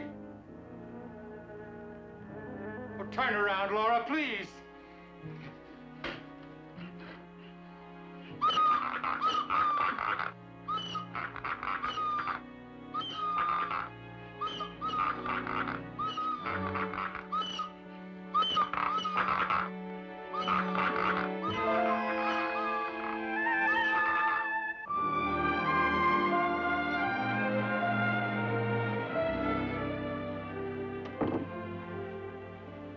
I snuck in the back way, Francis. Anything? I was just going to page you, Doctor. Mrs. Michaels is here. Oh, send her in. Hi, Laura. Hello, Paul. Here, let me take that. Sit down. Thank you.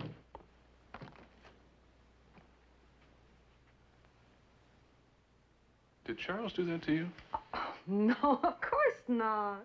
No, now I know it sounds ridiculous, but I walked into a door. Yes, I was thinking about those tests, and my mind was just a million light years away. Francis, call down to the dispensary. Have him send up an ice pack, please.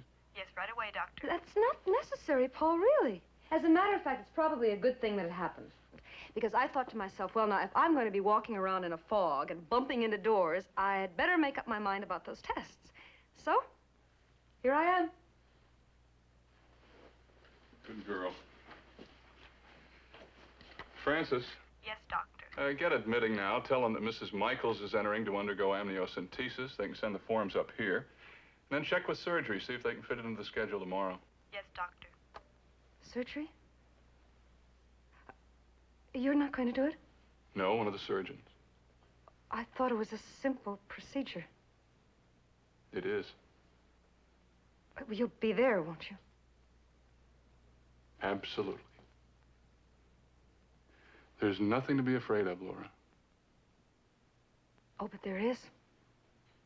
I told you. I saw my first baby, Paul.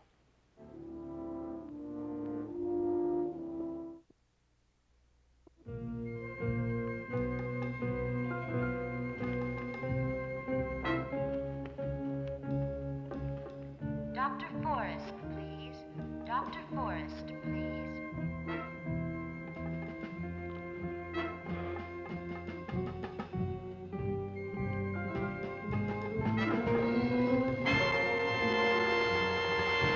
It'll be over in just a few minutes, Mrs. Michaels. You're going to feel a little pressure now, Laura, so just relax and take it easy. Mm-hmm. While you're at it, you think you can find out whether it's a boy or a girl? I wouldn't tell you even if I could. Why, half the fun of having a baby is guessing what it's going to be. I just want it to be born whole. Just let it be born whole.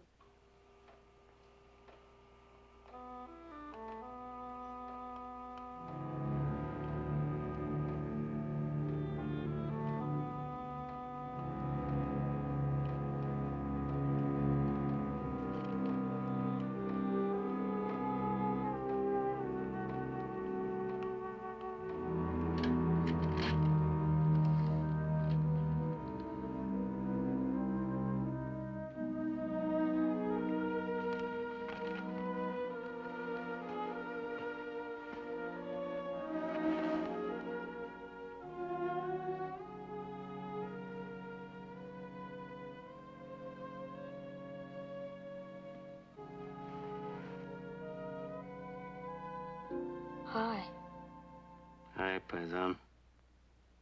How you feeling?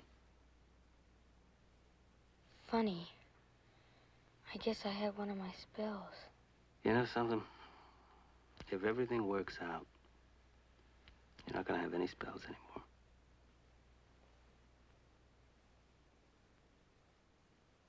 I guess you're a pretty good doctor. Not bad for somebody who doesn't know how to spell stereotaxic. That was pretty funny, wasn't it? Yeah? I didn't think so. I cried all night. I bet. Do you really cry?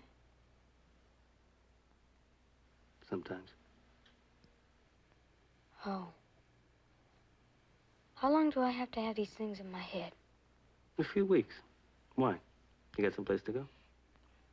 No, it's just that I'm kind of sick of them. Yeah, I don't blame you. Will I have to have another operation? What do you ask so many questions for? What do you want to do, become a doctor?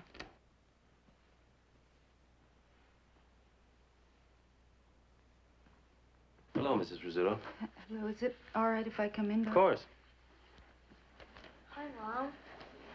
Hi, Caroline. I was here all day yesterday, but you were asleep. How is he, Doctor? Tell your mom how you are.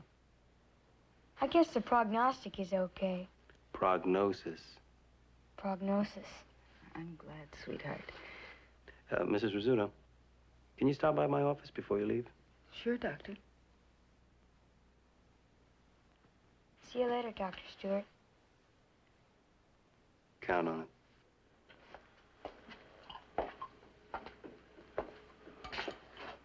How about it?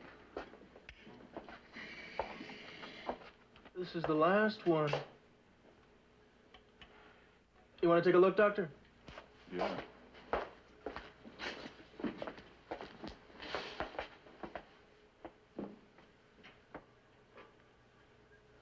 Right as rain. Shakespeare never said it better. Anything else? No, darling, just my comb and brush. I'll be finished in a second. You look beautiful. I feel beautiful.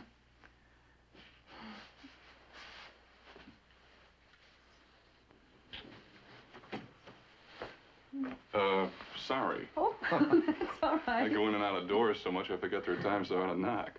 You about ready to go? Yes, just about. Thank you, Paul, for everything. Look, I'm sorry about Oh, forget it, will you? It was a difficult time for both of you. Well, I'm finished with these now. You sure you got everything? Yeah, well, I'll just double check.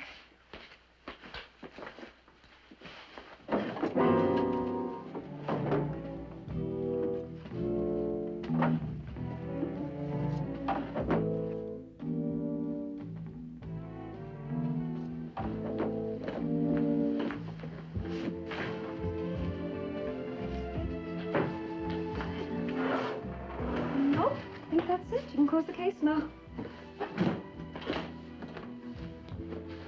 Now, you take it easy for a few days. Yes, I will. We'll call you. Please do. Goodbye, Paul. Bye.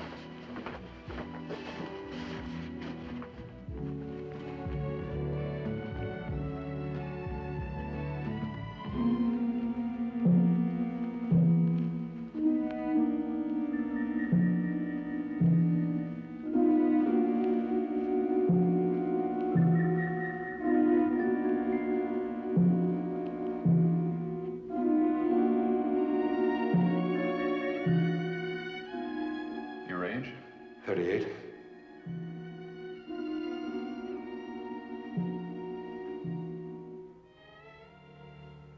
Don't you ever go home? It's almost midnight. Is it? Anything wrong? I don't know. I'd have to climb a family tree to find out, and I don't know whether I should. Why not? Well, for openers, nobody's asked me to. Since when is that a criterion? I have a personal relationship with the people involved. I see. A woman had a defective child a number of years ago, and now she's pregnant again. She underwent amniocentesis, and the results were negative. And you're not satisfied? No? There's a chance they've got a problem that we can't detect with amniocentesis. And you haven't told them? I can't. Not till I'm sure. What would you do if there were no personal relationship? Make sure. Amazing, isn't it? How our emotions can cloud an issue. How difficult it is to maintain the proverbial scientific detachment when it hits close to home. I'll need a weekend to go to Stanton. Barton can cover for you. And I'll be here if anything unusual comes up. Thanks, David.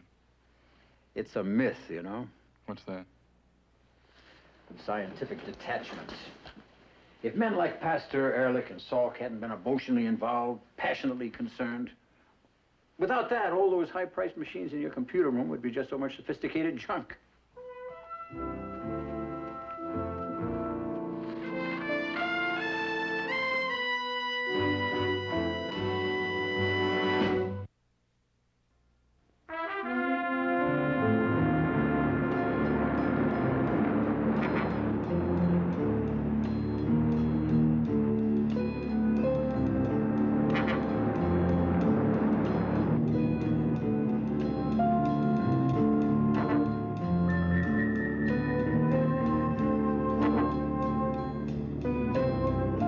Your age? 38.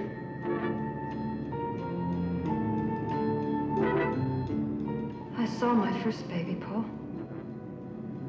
It was dead. And it was a horror. Just let it be born whole. I was brought up in Stanton by my father's sister.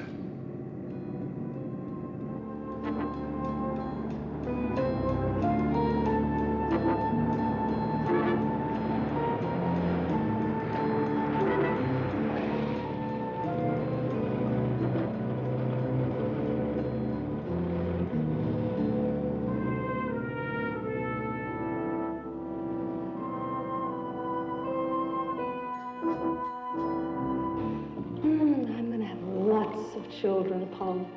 Lots and lots of fat, healthy, noisy kids.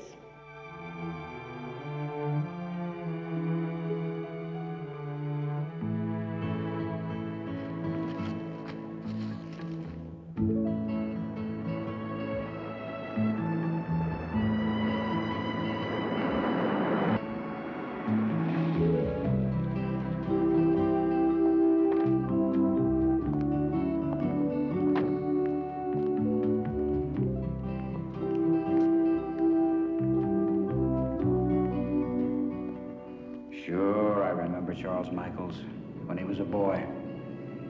His mother and father were killed in a car accident right after the war.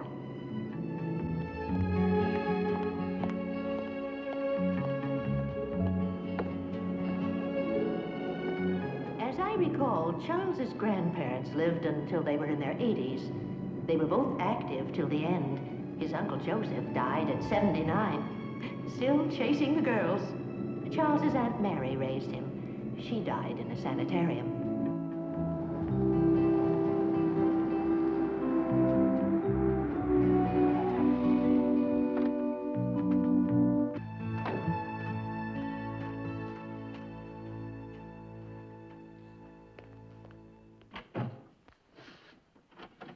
I had to go into the archives. Mary Michaels has been dead for more than 20 years. I'm really sorry to put you through this, Doctor. Oh.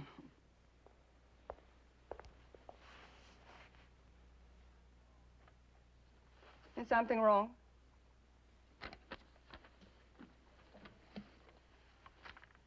Cause of death, complications due to advanced senility.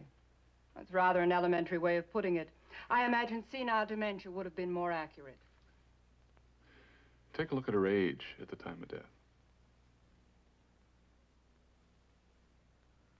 That's right. Mary Michaels was 42 years old when she died, from what the attending physician called advanced senility. Yes, Reverend. I need some information on a Charles Michaels and his family. Fine. Sure. Thank you. you, Reverend.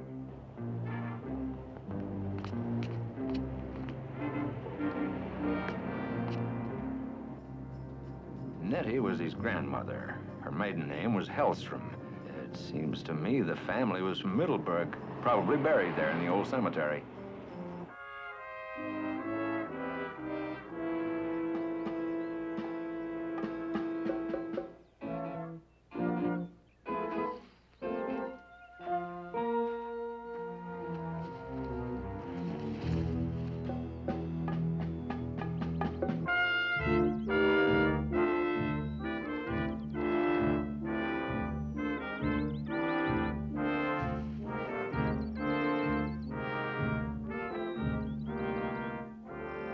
The pattern is classic.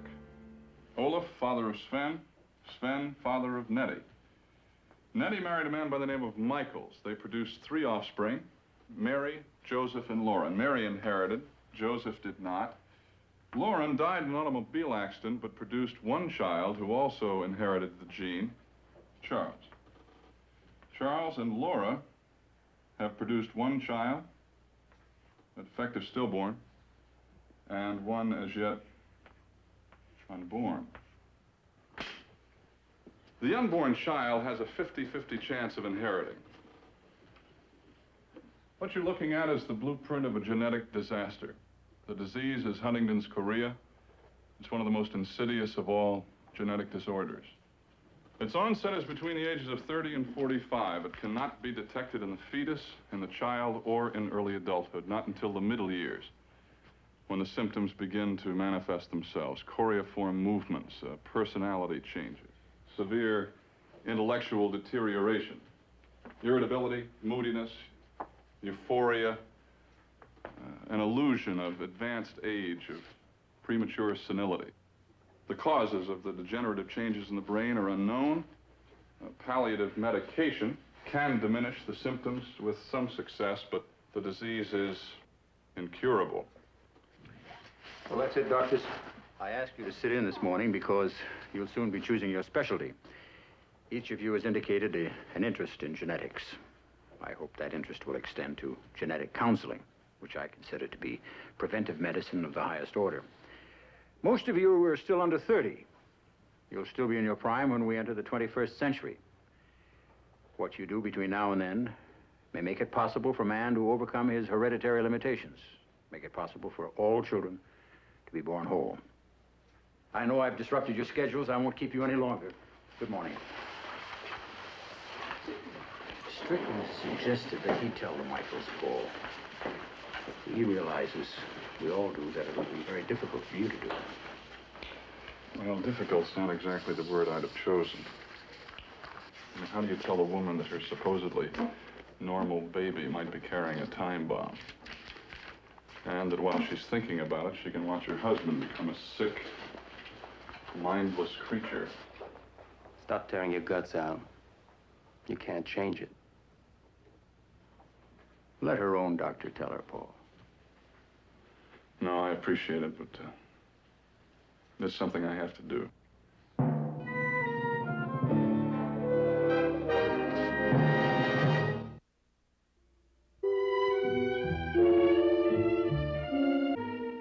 You lied. You said the baby was going to be all right. As far as we can tell, the baby will be all right. Perhaps for its entire life.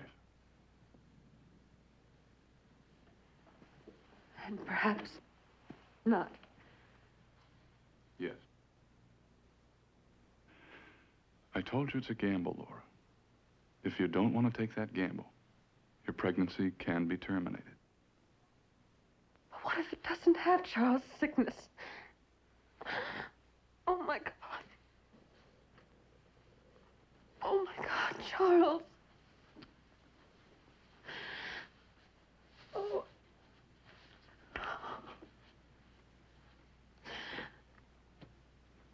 Oh, I didn't understand. I almost began to hate him.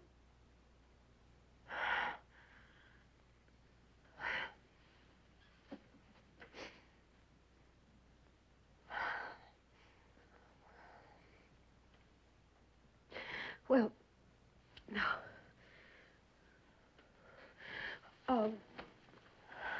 What if, what if the baby does inherit this? Will it be well as long as Charles was? Probably. And I could raise it? I mean, it could grow up like any other child. Yes. I told myself I was not going to try to influence you. That I'd give you all the facts. And then let you make your own decision. But I have to say this. I have hope for the future. We're moving fast. Oh, there are still more questions than answers, but we're catching up. And anything can happen between now and the time your child has to face this thing. If he has to face it at all.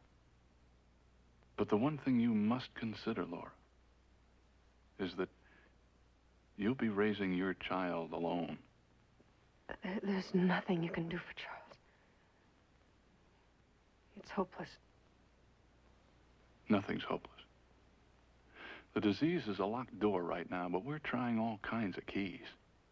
As long as we keep trying, there's always the possibility we'll come up with the right key. I'd like to start treatment on Charles now. Oh, yes. Yes. Help him, Paul. I'll do everything I can. Where is he? Oh, he's probably in the park.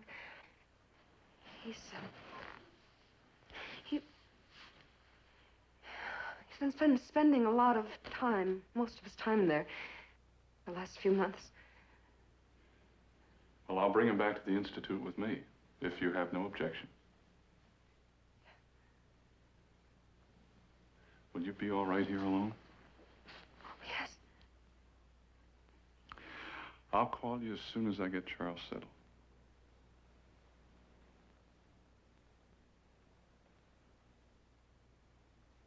Laura. About the baby. Oh, I want it.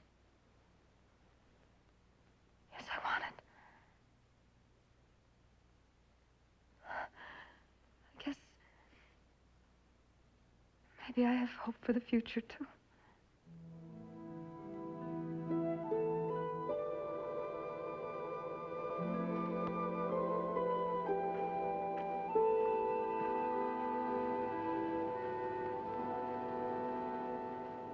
Mind if I join you?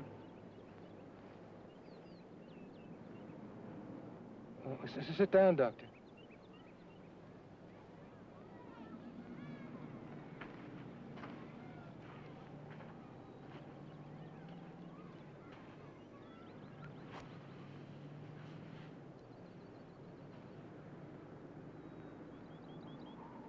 It's pleasant here. Oh, yes. Have you been to see Laura? She told me I'd probably find you here. Oh.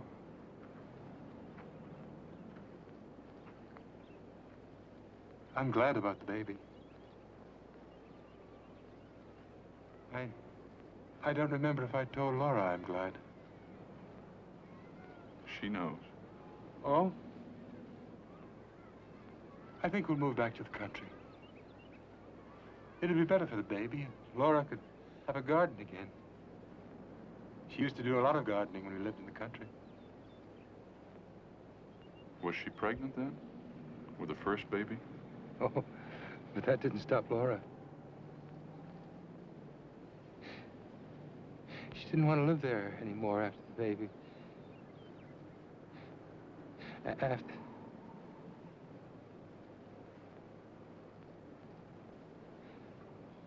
I forget what I was going to say.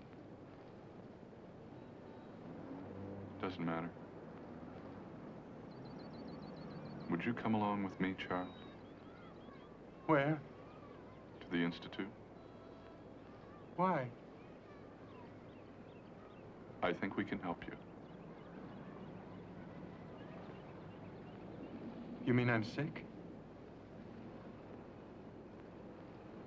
Mm-hmm.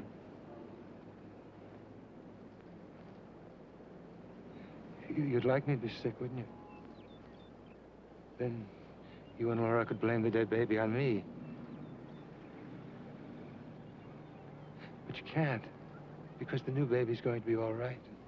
And you already said so. You said so.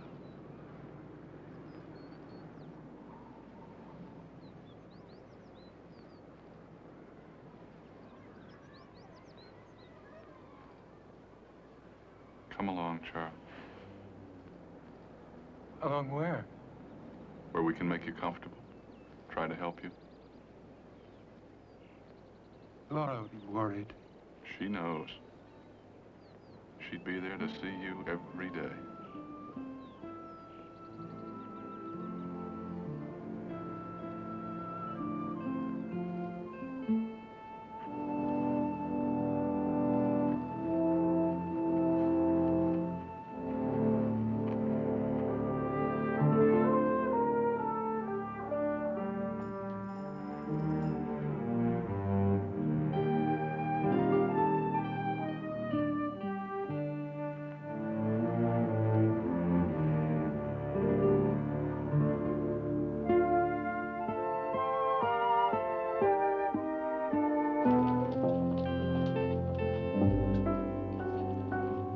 Make a note of any change in his INO, please, Maria. Yes, sir. Good morning, Paul. Good morning. Good morning. Charles Michaels has been admitted for treatment. I'd like for you to take a look at him, David. Of course. I understand you have some ideas on Mrs. Michaels' defective birth. Just a theory. She did a lot of gardening in the early months of her pregnancy and used pesticides. She may have absorbed some of the mutagens. What have you got Michaels on? We're trying him first on diazepam to control the chorioform movements. Trial and error, but if we shoot enough arrows into the dark, there's a chance we may hit something. Incidentally, Ricky's holding his own, and his mother's agreed to genetic counseling. Good. Say, how'd you convince her? I gave her one of your lectures. Well, if you'll excuse me, I got a date. Anyone we know? One of his trustees, as a matter of fact. Skeptics to the end. Good luck. See ya. Hi. Hi. Are you just a doctor or something different? Just a doctor. Good morning, Dr. Craig. How you feeling, Paisan? Okay, how you feeling? Actually, I have this pain. Can I walk along with you? Sure.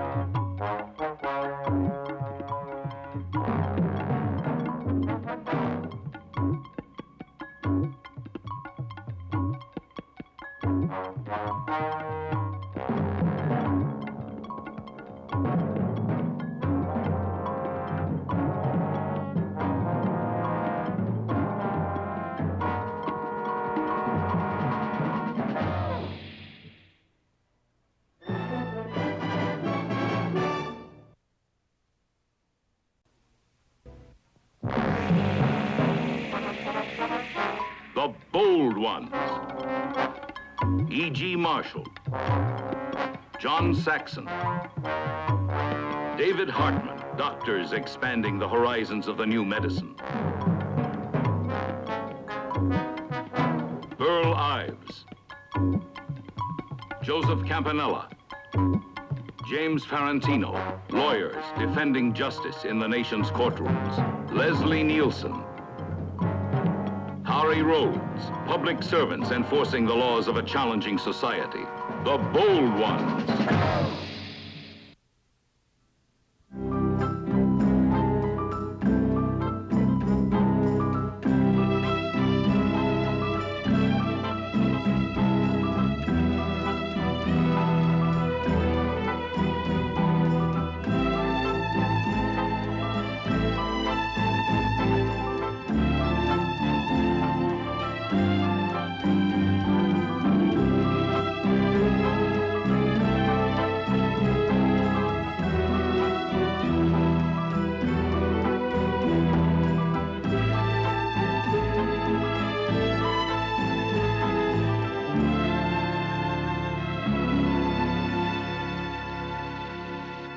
What do you mean it's not in escrow yet?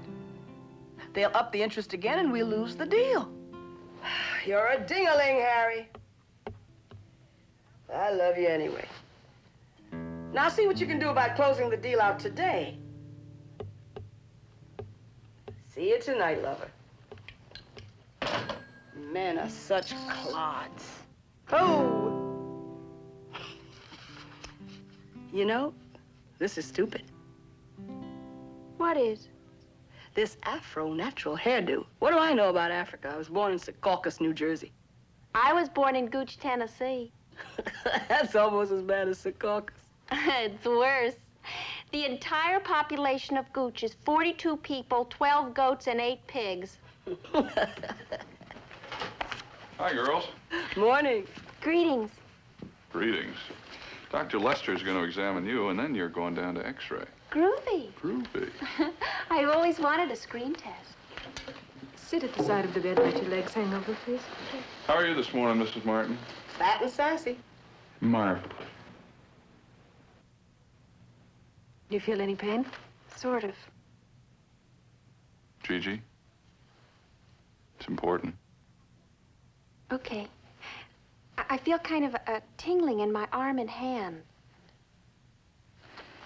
Excuse me. Look straight ahead, huh? Okay.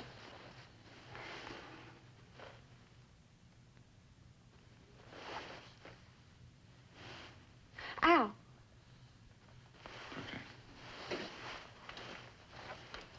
Would you mind removing that hat? Well, it really shouldn't be permitted, Doctor. She's attached to it. It's been sterilized. And mercerized, pressurized, and pasteurized. Well, it's going to be removed if I'm going to examine you. Okay. Hey, don't be mad at me. Tell me, does this hurt? We're going to run some blood tests on you this morning, Mrs. Martin. Again? Again. And, stay off the telephone, or I'll have it removed. You want the phone company to go out of business?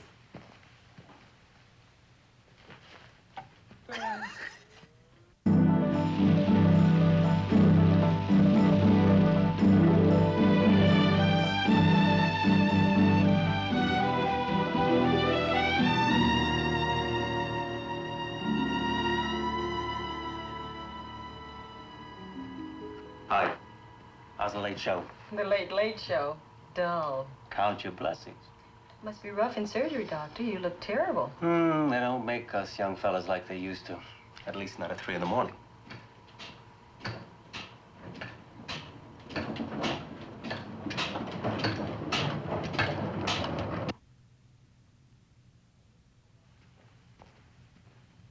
Hello. Hello. Oh, I just couldn't sleep. Sometimes a cup of tea helps. I know it's against the rules, but I hate to bother the nurses. Well, I suppose we can bend the rules a little. What sort of doctor are you? A resident? No, I'm chief of surgery. Really?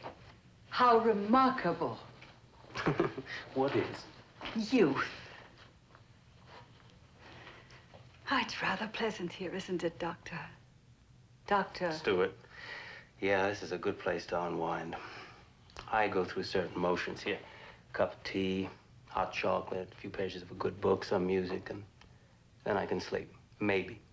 Until the next time. How did you get past the nurse at the station?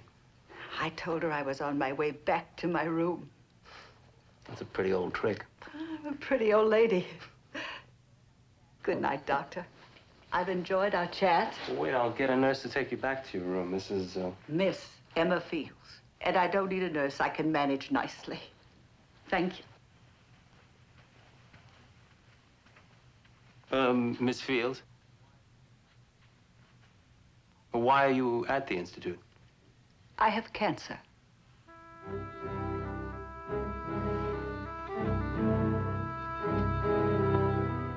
I'd like you to take a look at her when you have some time, Paul. Her name is Fields.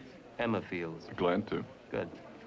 Dr. Lester, have you run those tests on Mrs. Dorman? Dorman. The hepatolenticular degeneration. Yes, the results are negative. Fine. Thank you. Doctor, Do you have an Emma Fields down in the Cancer Research Unit? Yes. The possible melanoma. She's had the routine blood work and urinalysis. I've scheduled her for a chest x-ray and bone survey this morning. Well, what turned up? Nothing so far. Who referred her? LMD. Local medical doctor. Her own physician. Oh, he suspects a superficial melanoma. He wants us to check it out. You mean it hasn't been verified? No, but preliminary examinations do indicate a possibility. Would you give the test results to me as soon as you have them? Certainly, Dr. Stewart. What made you think you had cancer?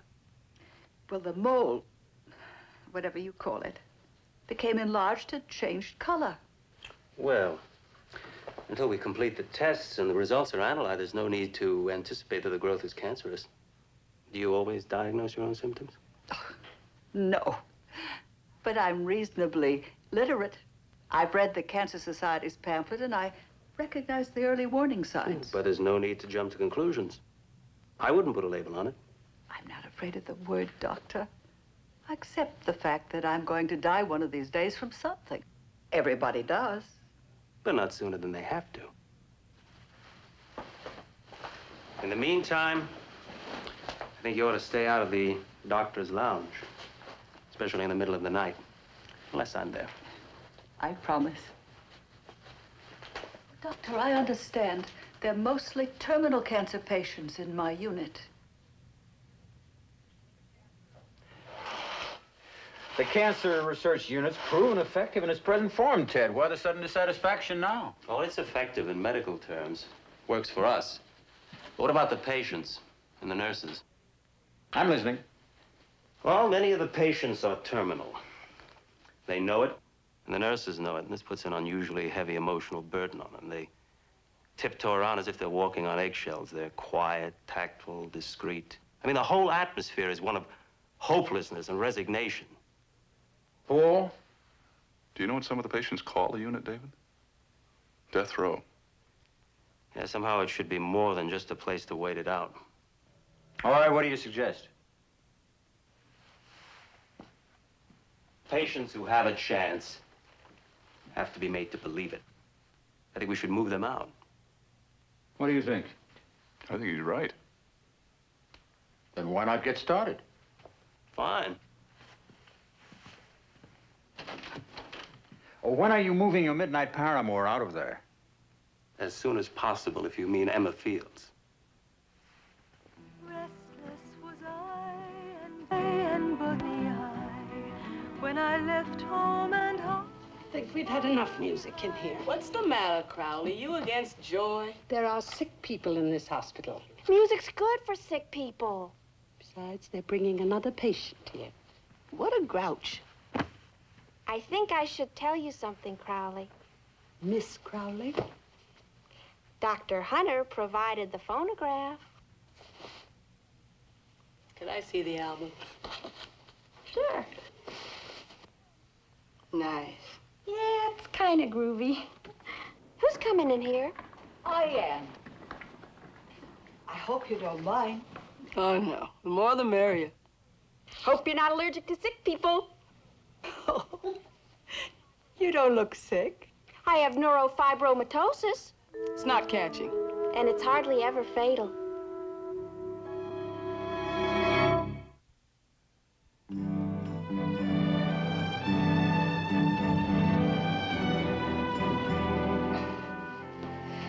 Oh, thank you, dear. Hello, Doctor. Good morning. How do you feel? Fine. I have some nice news for you. The tests were negative. I'm delighted to hear it. But we must do a biopsy. Without a biopsy, we can't be certain. Well, they brought me a paper to sign. When will you do it? Now. Now? Mm-hmm. Here? Sure, it's minor surgery. I'll just anesthetize the area, excise the growth, send a specimen down to pathology, and then we'll see. Well, I'm impressed. What if the biopsy shows it's malignant? Then further surgery may be needed. Brief and to the point. You're a remarkable woman. I like you, Miss Fields. The feeling is mutual, Dr. Stewart. Restless was I, and but sixpenny high. When I That's a left gas. home and First one off the press. You like the cover? Oh, yeah, it's groovy. They want me to cut another one just as soon as I'm sprung. That is really great, Gigi. When'll that be? Yeah, it's a little soon to tell. Here, do that. Was that fan mail? It's just from my mom. She says that if I send her the bus fare, she'll come visit me. But I think that she's just going to take that money and buy another electric appliance. She's already got a TV and a refrigerator out of me. What's wrong with that? You're loaded. There's no electricity in Gooch. I'll see you, girls.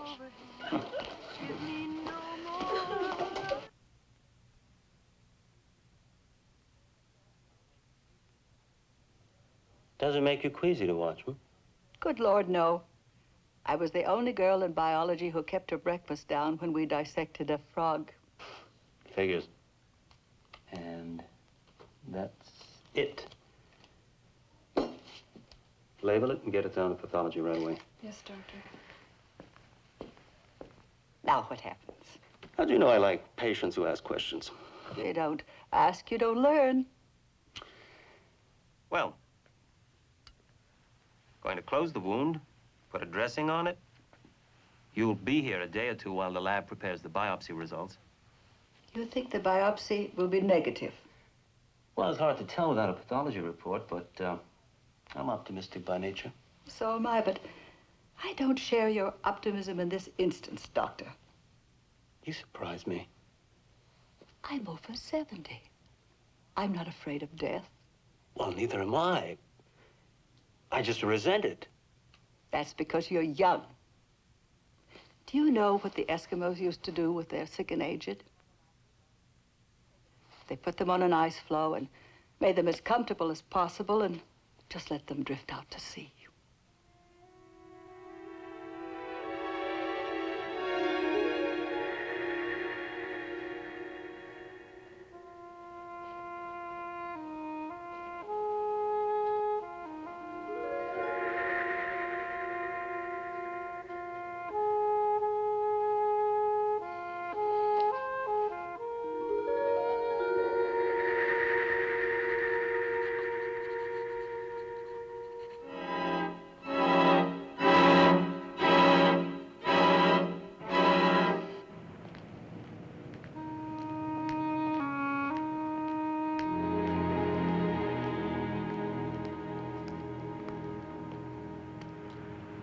You like Henry James?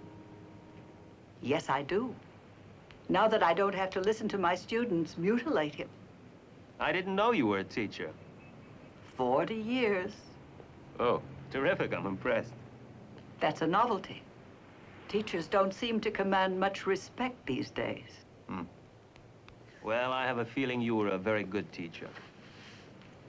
I think so. I gather the results of the biopsy are in. Yes, the report just came up from pathology. You were right, it was a melanoma. Malignant. Yes. Well, I can't say I'm delighted. Well, I think we caught it in time, but I want to make sure. What's that mean? I'll do a wider excision and a skin graft. When? In a matter of a few days, just as soon as I can schedule it. And then? And then we'll know. You're an honest, straightforward young man. I like you, Dr. Stewart. The feeling is mutual, Miss Fields.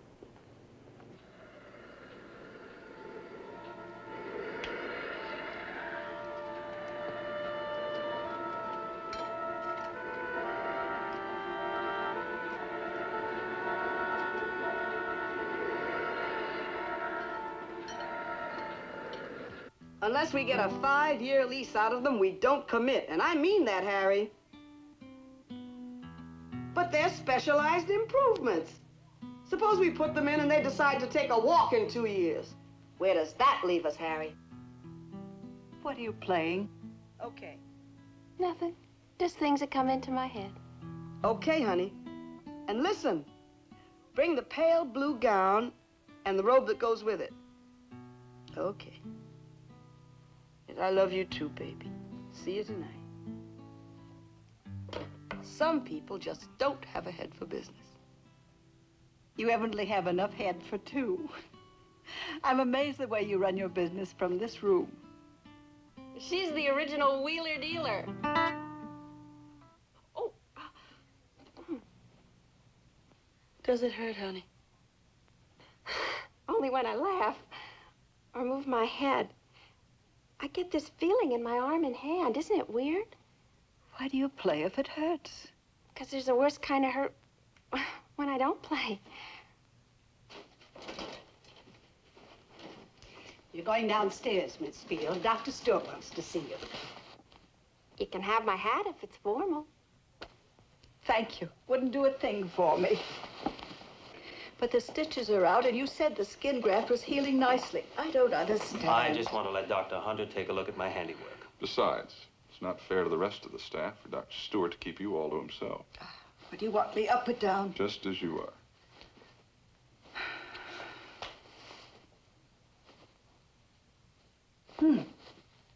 What is it? What's wrong? Oh, it's not unusual for the lymph nodes in the groin to become prominent after surgery. You mean the cancer's spreading? No one said that, Miss Fields. Paul? Well, I think we ought to do a biopsy. Again, Dr. Stewart? Only a biopsy can tell whether this is the usual post-operative enlargement or part of the disease. I see. Crowley, Miss Fields will be going back to her room. I don't want you to worry, Dr. Stewart. That's my line, Miss Fields.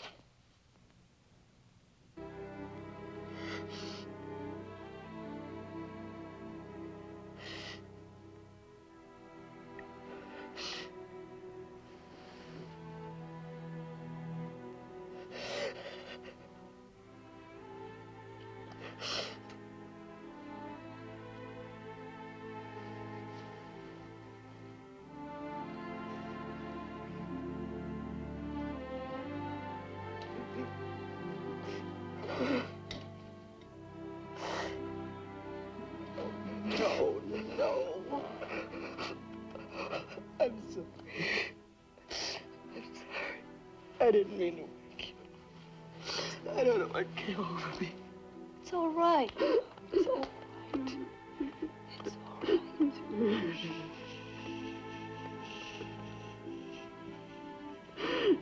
What's next? The multiple neurofibromatosis. Patient has a name, Doctor. Oh, G.G. Gilman. Oh, yes, the one with the hat. There are some cystic changes in the long bones and some reaction, possibly associated with fibromas. What else?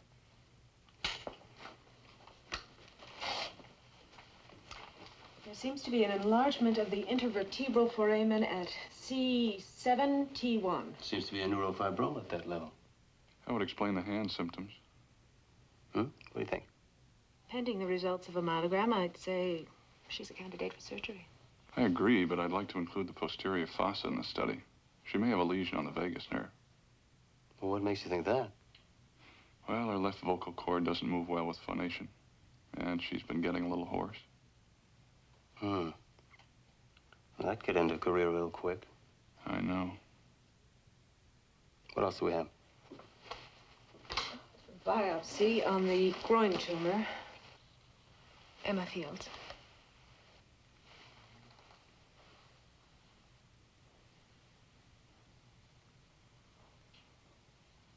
It's malignant.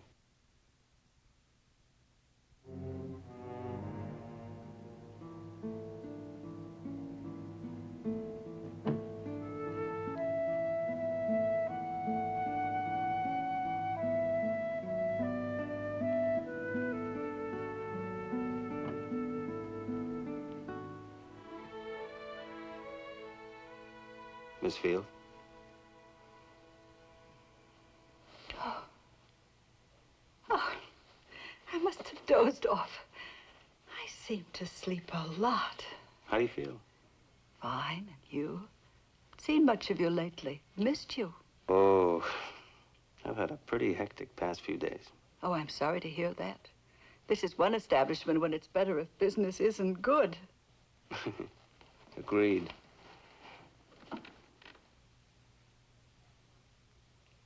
You have something to tell me, and it's difficult. The tumor was malignant. Then it was part of the disease.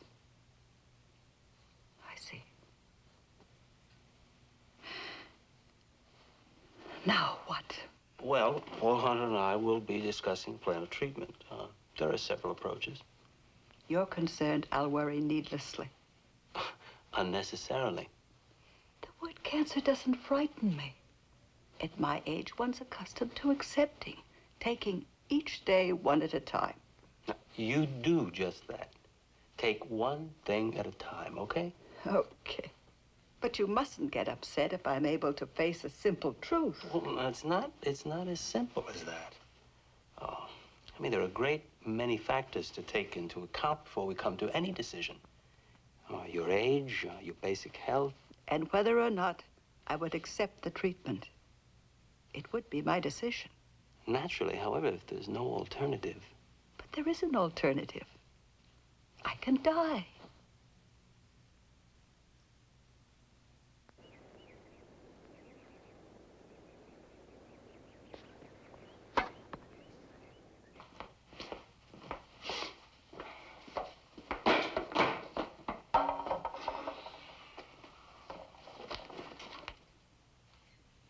What's eating you? You won 2 out of 3 sets today. Emma Fields, have you talked to the computer yet? Yeah, we chatted a little. What did it say? Well, based on her age group, her cardiac status, and general physiological profile, looks like we ought to consider perfusion. Well, now all you have to do is convince her. I gather you're making progress in the new procedures in the unit. Yeah, I think we are. I only wish I were progressing as well with some of the patients. Emma Fields? Yeah, David. She's got to me. I noticed. From her chart, I'd say she's a candidate for perfusion. I only hope she'll submit to it. She'd better. Her time's running out. Why not introduce her to Mr. Palermo and let him run interference for you? Good idea. Maybe some of that Palermo magic will rub off on her. The offer is much too low, Harry. Tell the buyer to come up or to forget it. Okay. And listen, honey, call the furrier, will you? I want him to pick up my coat and clean it and glaze it. I know winter's a long way off. I just want it to be ready when I need it. Okay, see you, sweetie. You're getting ready for the fall? I have all the instincts of a Boy Scout. I like to be prepared. When are you leaving? Soon, I hope. She isn't feeling well today, is she? She'll be all right. Sometimes she has a bad day. Right, Cookie? Stop talking about me behind my back. And turn around so I can talk to your front. Okay. Talk to my front. Is it very painful today? I've just made a miraculous recovery. If that's for me, forget it. Dracula's had enough of my blood. The chair is for Miss Fields. Where am I going? Dr. Stewart has prescribed an hour of uninterrupted sunlight.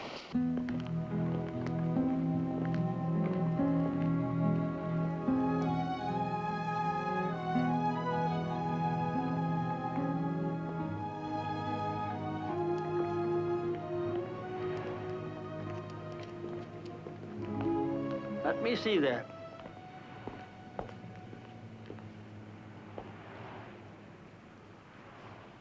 You're a terrible knitter. It's a real mess. You're right. I'm awful at it. I'm Michael Palermo. Emma Fields. Good, strong hand. I like that. Say, why do you do it? Do you like to knit? Something to do. Do something you like. Say, did you ever go bird watching? Now, that's something you gotta like. 36 hours a day you could spend, and you still won't learn it all. I imagine that would be an interesting hobby. You're looking at a man that has twice, mind you, seen birds in the Rocky Mountains that, according to the experts, never come close to the North American continent. That's remarkable.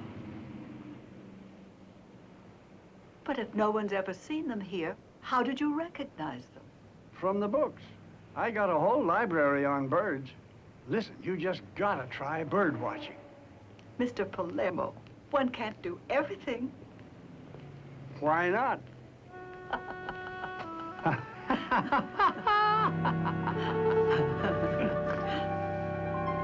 The chest X-ray and the strontium scan show that there's no evidence of spread to the bone or the lungs. That's why we feel you'd be a good candidate for perfusion. And if you succeed, how long will it prolong my life? Well, there's no way of telling. It would depend on many things. I see. Well, I appreciate your concern. And your Mr. Palermo is charming and reassuring. He explained to me all about the perfusion procedure he had, but I don't want it. I don't think you understand. It's an effective form of treatment for the type of cancer you have. It may not succeed. Isn't that true? And even if it does... It means living. I have lived, Doctor. Miss Fields, I can't believe that you welcome death. Oh, I don't welcome death, not at all. But since it's inevitable, I choose to meet it on my own terms, that's all. To coin a cliche, I'm not getting any younger. At best, I have only a few years to live. I prefer not to submit my body to any more indignities in these last years. It's too much to pay for too little. I want to go home this afternoon, Doctor. Will you arrange it, please?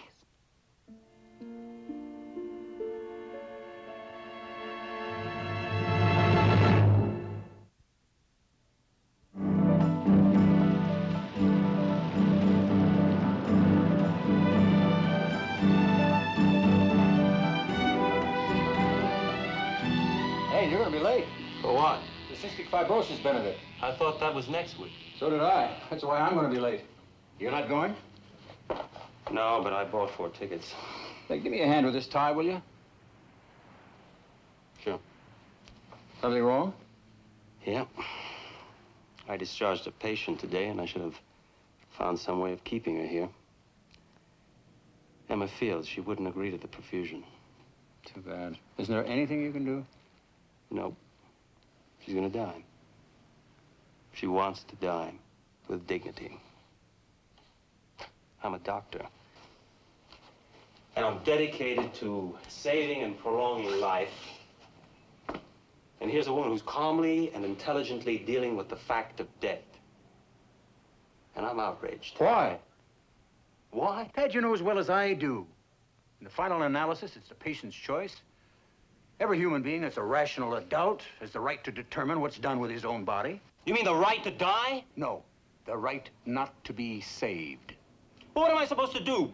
Believe that my physician's ability to sustain life can actually frustrate the patient's right to die? Yes, if the patient's non-depressed. That's a terribly simple answer to an extremely complex question. But I'll tell you this. I think it's about time we were raising and discussing that question. Okay, Emma Fields. She's competent, non-depressed, but she doesn't have to die. And I'm not gonna let go of her, not yet. What do you know about her? I mean, her personal life? Not much. Well, why don't you find out whether she feels she has anything to live for?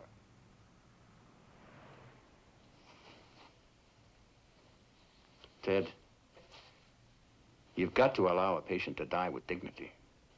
But you can't allow her to die if she can't live with dignity.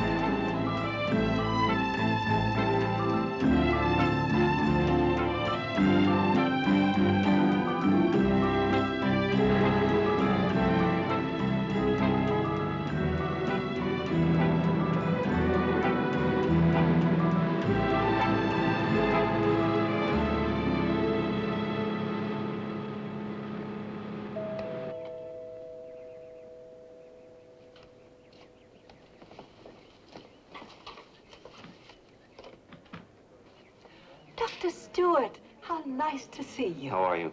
Fine. May I come in? Of course, of course.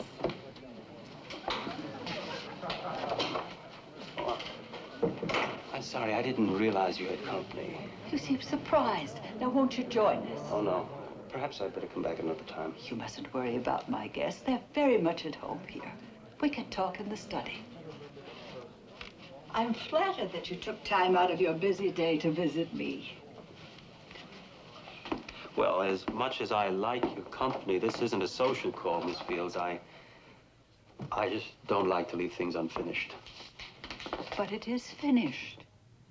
You mustn't take my reluctance to let you proceed with a perfusion as a personal defeat, Doctor. Defeat? Miss Fields, this isn't a contest. I think it is in a way. That's why you came. You hoped to find some clue here. You expected to find a friendless, lonely old woman living a marginal existence with no one to live for. Yes, I guess I did. Well, you see, that's not so. This is my home, Doctor. I lived here most of my life. A rich, full life. Oh, I loved my work and my friends and my students. Why, there's hardly been a day when this house hasn't just been filled with people. Today, for example, we're having a discussion on a marvelous new book on semantics. You never married? No. And if you're looking for some Freudian implication, don't. There have been men in my life. Oh, it's all just a dim memory now. But I'm not going to die a frustrated spinster. Doctor, I simply don't want to live on borrowed time. Growing irritable, whining, losing my pride and self-respect and dignity. As Steinbeck wrote, I am not willing to trade quality for quantity. Quality of my life is here, Doctor, not in a hospital bed. Miss Fields, a physician's responsibility is to keep his patient alive as long as possible. Why? Death is incurable. But disease is not. Your Eskimo could have lived to 35 or 40, maybe. Our life expectancy today is twice that. I know, and I respect and admire the dedicated men like yourself, Dr. Stewart, responsible for my reaching my life expectancy. But you haven't reached it. You're not a terminal patient, Miss Fields. Terminal patients go through successive stages as their time runs out. First, it's denial, then anger, bargaining, then depression, and finally acceptance. I guess it's a miracle, that gradual preparation for death. The patient's circle of interest diminishes. They want to be left alone. I suppose it's nature's way of helping him to detach himself, slowly and peacefully. But even after that final acceptance of the inevitable, very few terminal patients abandon hope. Now, your acceptance is premature, Miss Fields. Your instinct is to live. You're still in the midst of things. Why do you cling so tenaciously to one small life? Any man's death diminishes me because I am involved in mankind. And therefore, never send to know for whom the bell tolls. It tolls for thee. John Donne.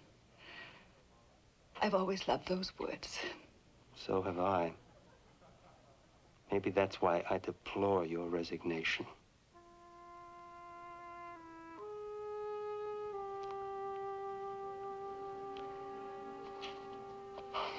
Cancer is not a painless disease, Miss Fields. I know. I'll call you if it's necessary.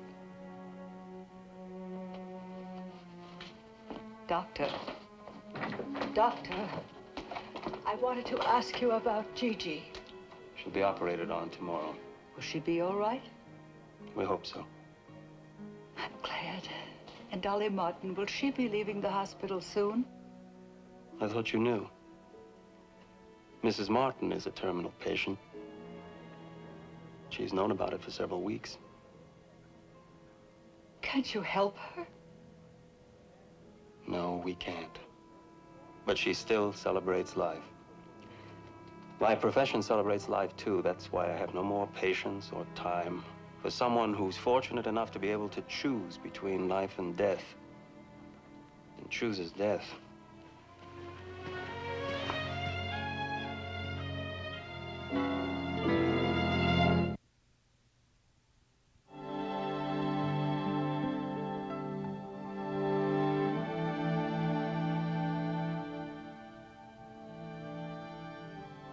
Gigi. Hi. Hi. How you feeling this morning? Dr. Stewart was here before. He said I'm fine. Except that I might not be able to play the guitar anymore. My fingers... I know. There's a tumor on the vagus nerve to the vocal cord. Have I got it right? More or less. So I have to have another operation. Isn't that a can of worms? Whatever happened to your sterilized, pressurized, mercerized hat? It's in the dresser. Well, let's put it where it belongs.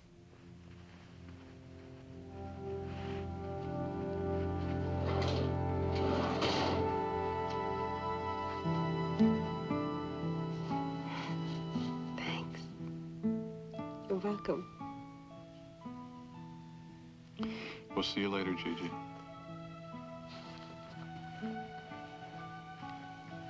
Okay.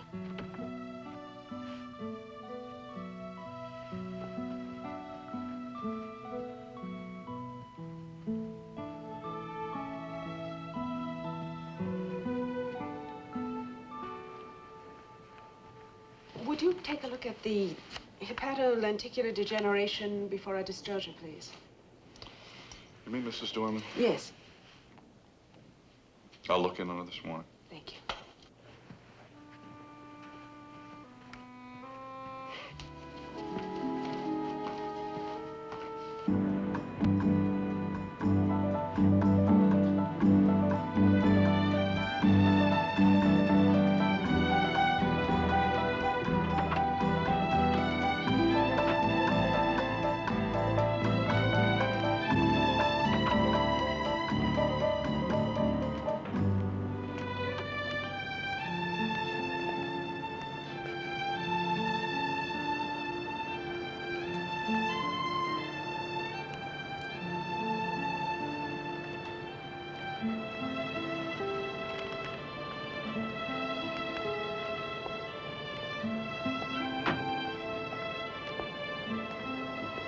Thanks.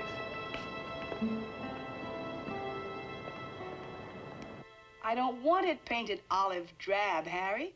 It's a real estate office, not an Army induction center. May I come in? Sure. Hi. Talk to you later. We've got company. How are you? Fine. How are you? Great. I'm glad. You came. I said I would. Oh, are those for me? They're from my garden. Oh, they're beautiful. Look at all the flowers she got. She doesn't know half the people who sent them. They're lovely. The room's like a hothouse. How are you feeling? Okay. They cut off all my hair. I'll loan you my wig. Oh, it'll grow back. Sure. But my hat's gonna look pretty stupid on me till it does. Well, you just have to hide behind your guitar. I don't know about playing the guitar anymore. I may not be able to handle the chords. Oh, I'm so sorry. So am I. But I'll still be able to sing for a while. For a while? I need another operation. It's just some dumb thing with my throat. Hey, Don't get all shook up about it. The doctor saved my life. If I can't play, I can still sing. And when I can't sing anymore, I'll still be able to listen.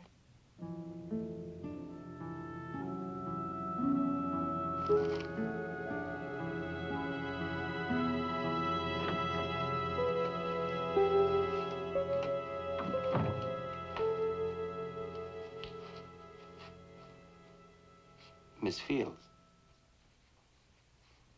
Hello, Doctor. Your secretary said I might wait in here. I hope you don't mind. Of course not. Can I get you something? Tea? No, thanks. Are you having some discomfort? No, that's not what brings me here. I've decided to celebrate life, too, if it's not too late. I'm very glad. What made you change your mind? A number of things, a number of people. You, for one. It's not possible to respect a man without respecting his convictions. And life is stronger than death, and does demand to be lived. I was pretty rough on you. You are fighting for my life, and I'm grateful. The chances are excellent, but there are no guarantees. That's all right. If I can't play, I'll sing. And if I can't sing, I'll still be able to listen. That has to be a quote from G.G. Gilman. It is. And it's a damn good quote.